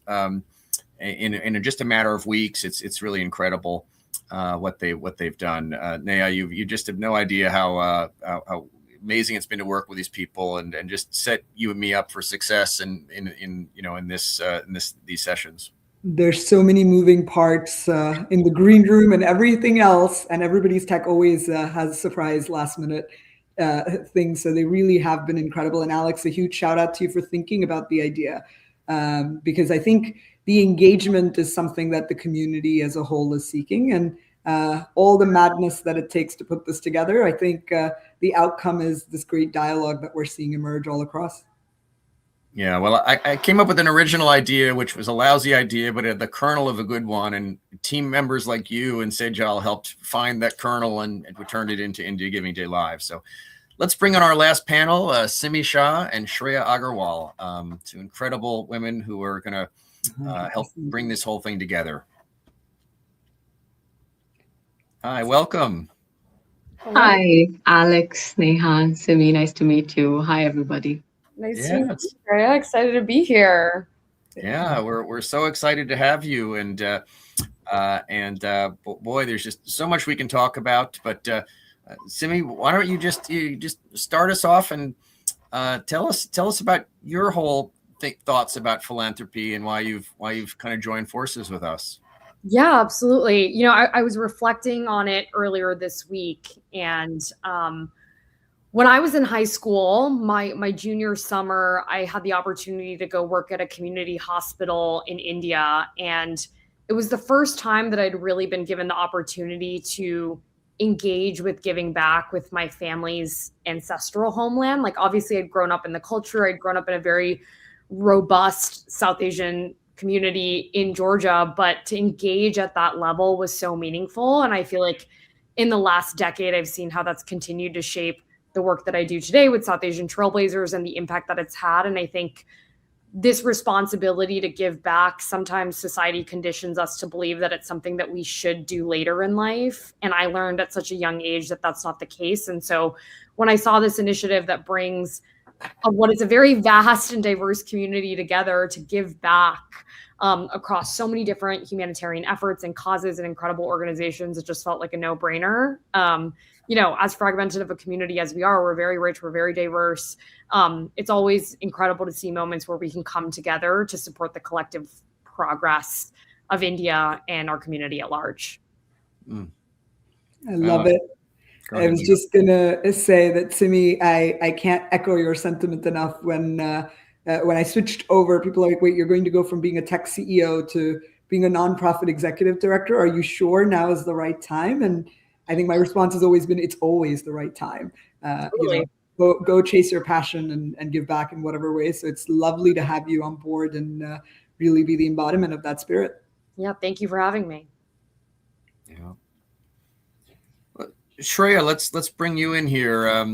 And you've obviously embraced philanthropy as your career, and the Wadhwani Institute for AI Foundation is doing some just totally cutting edge work in India, and I think beyond. Tell us about what you're doing. Yeah, thank you, Alex. So just for me personally, I've just grown up with the values of giving back and actually being, growing up in India, the school system and the college system kind of pushes you to be in the in volunteering kind of roles and spaces. And because if you come from a privileged background, like I did back in India, you get access to institutions and access to the kind of education that I did, and that took me to, the opportunities that I got working with government as, top-down view, getting to work with communities for a much more bottoms-up view. And now I feel like I'm getting to use all of that, insight and knowledge with the work I'm doing with the Wadhwani family.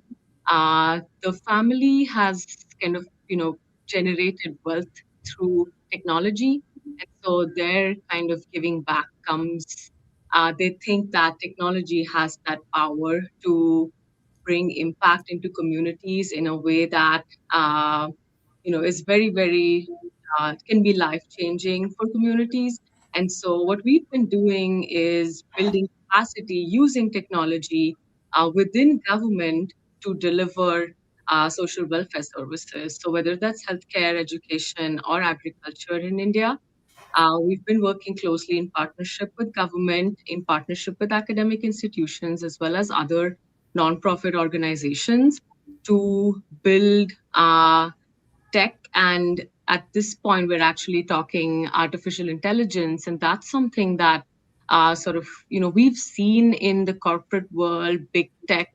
The public sector hasn't really embraced the use of AI in the way we see the private sector kind of embracing.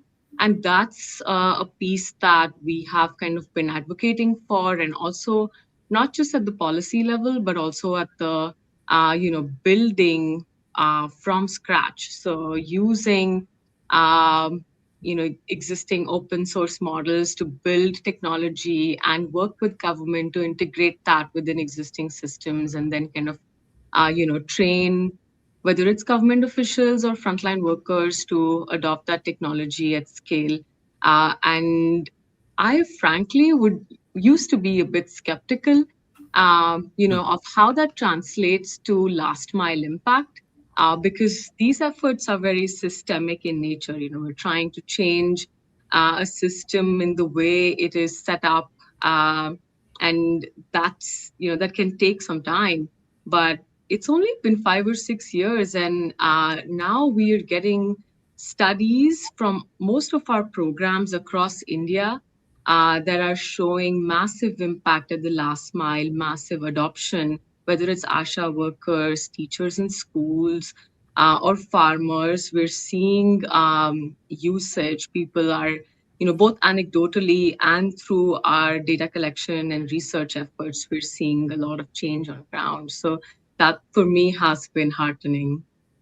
That's great. And thank you for being also on our new task force of IPA around next generation engagement. And I'm sure that's going to really help us be more responsive and more engaging of young professionals with the kind of talent that you have and others. Neha, you want to bring us home? I'm sure you have a couple other questions for these great panelists. Oh, I do. I love the AI disruption for good, right? We keep hearing all the horror show headlines. So I love it that you're taking it the other way and bringing AI to the forefront for solving tangible problems that really can elevate the outcomes for all of us. We're doing that in education as well. So I can only imagine the applications once you get into the public-private partnerships.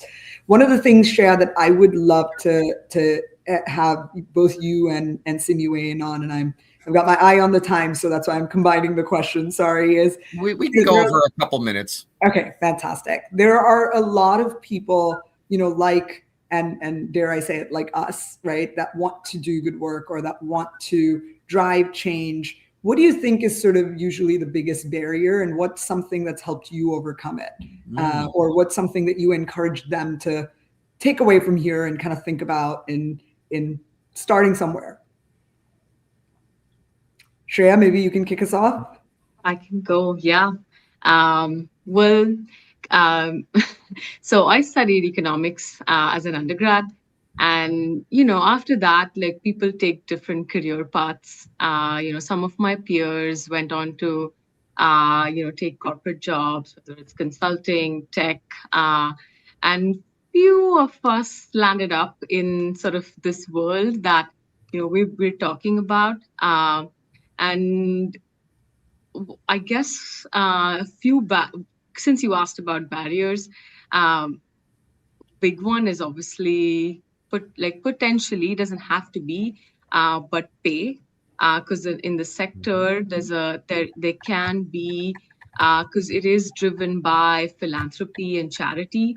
There is not really a direct, in your world, Neha, potentially, like an ROI in terms of revenue or income.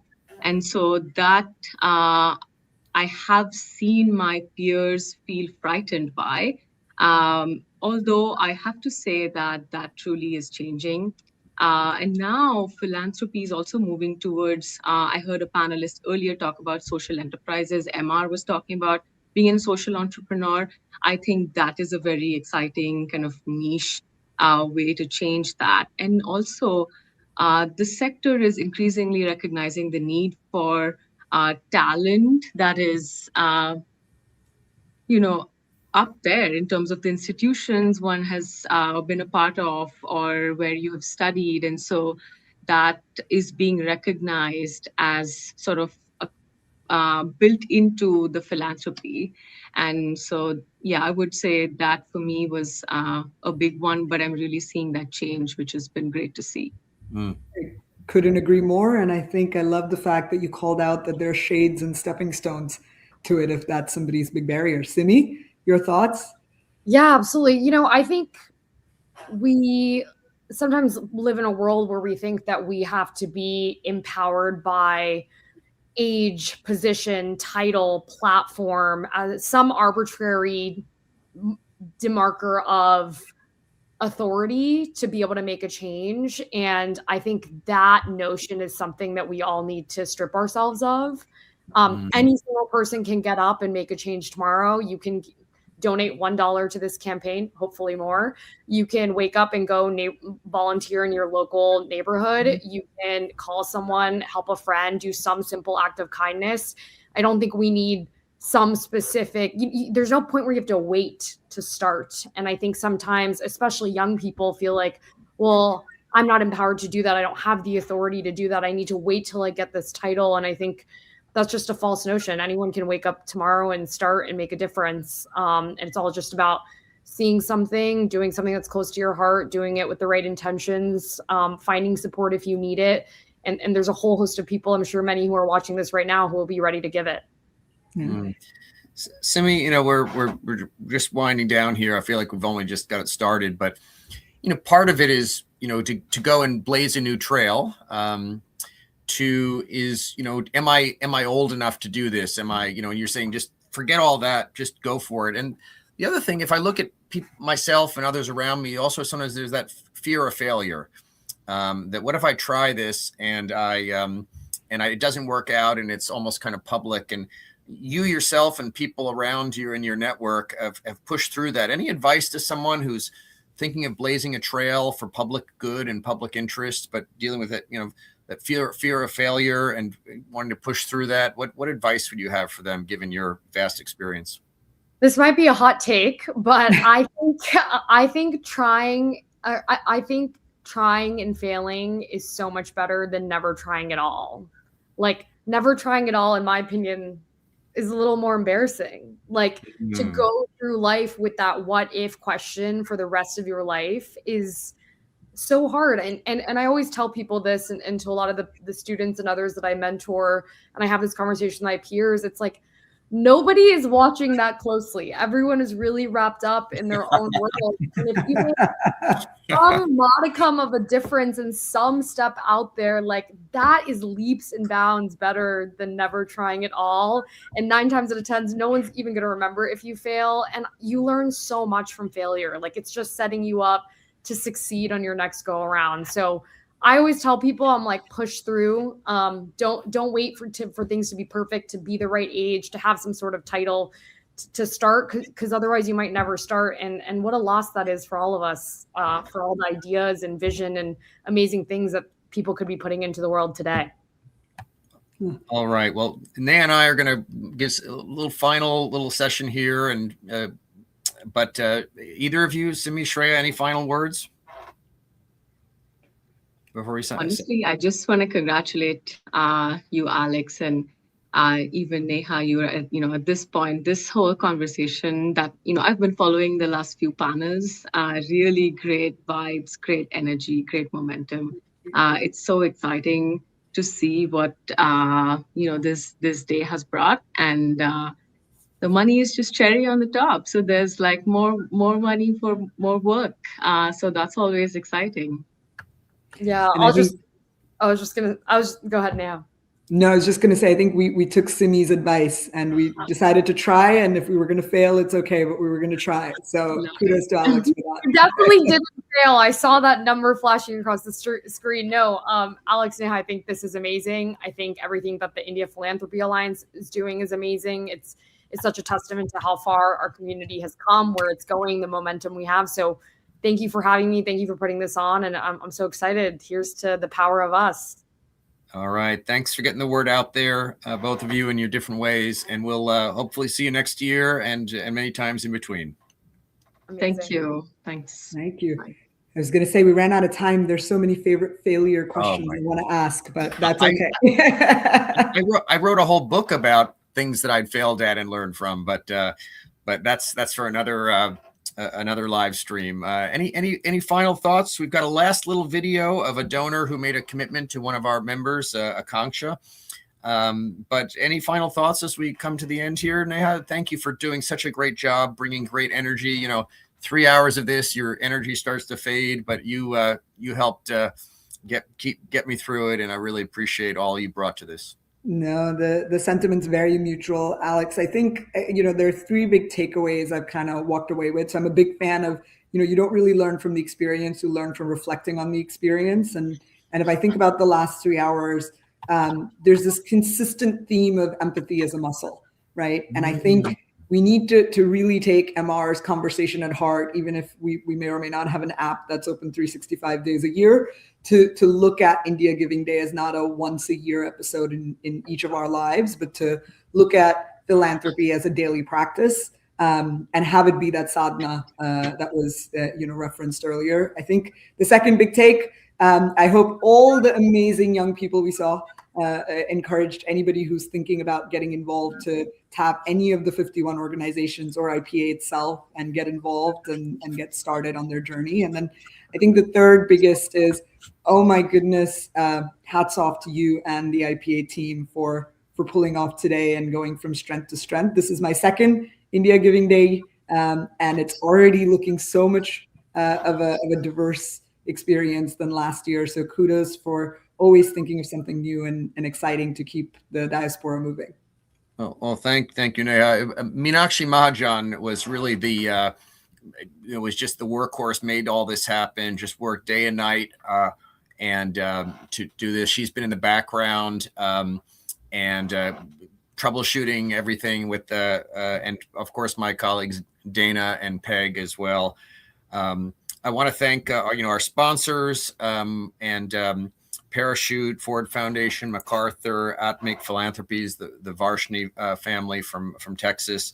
Also, the Gutenberg Communications, amazing work all year round. Sometimes I think when they send our invoices, they leave off a 0, but I'm happy that they do. From what if we were a big corporation with a lot of money, and Sreenivasan and his team at Digimentors, I mean, the paragon of professionalism and diligence and all. So grateful to all of them. And I just hope that all of you, we've crossed 1,800 donations or close. We've crossed 5.2 million. There's a long way left to go. And, every donation matters. Think about those, the 8-year-old who made a contribution, the 2 teenage sisters we heard about. And again, I myself have donated, I think, to about a dozen organizations. At one point this morning, I went to all the ones who were at the lower end of the leaderboard, and I wanted to give them a little bit of a. It's amazing. And so look to ones that are passionate and that you're passionate about, or look for an organization that you just want to kind of get behind and make their day. Again, all of you the guests. The team that's been working in the background, the producers, Christian and Neil, who was the project manager for this, but couldn't be with us today with something conflicting. We hope you'll all join us next year. We hope you'll all be part of IPA, what we do year round. And let us conclude with a video from one of the key supporters of Akanksha Education Fund, who was announcing a generous gift of his own and talking about why he did it. Again, thanks to everyone for making this a success. Thanks, everybody. Greetings all on this India Giving Day.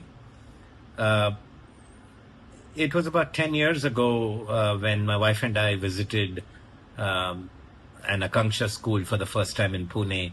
And it was an interesting day. It was a day when they were dishing out admissions to children coming into kindergarten. And while that was exciting to see, it was also very disheartening and disappointing to see that there were several children who did not get admission. And that actually provoked further thought in our minds about how privileged all of us are or were in attending the schools that we went to. And all it was because our name was picked to be born in families or be able to go to schools that have got us to where we are in life. Since then, our involvement with Akanksha has been at various forms, and apart from getting engaged in the school and participating in various activities, making contributions, and then eventually becoming a board member and be part of the team at Akanksha that's helping to drive the strategy and think about the future.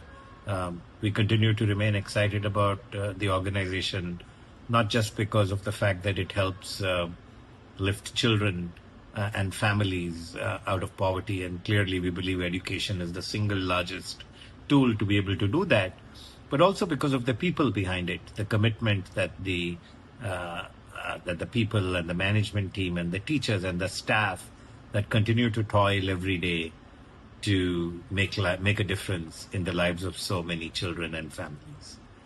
Thank you and have a lovely day.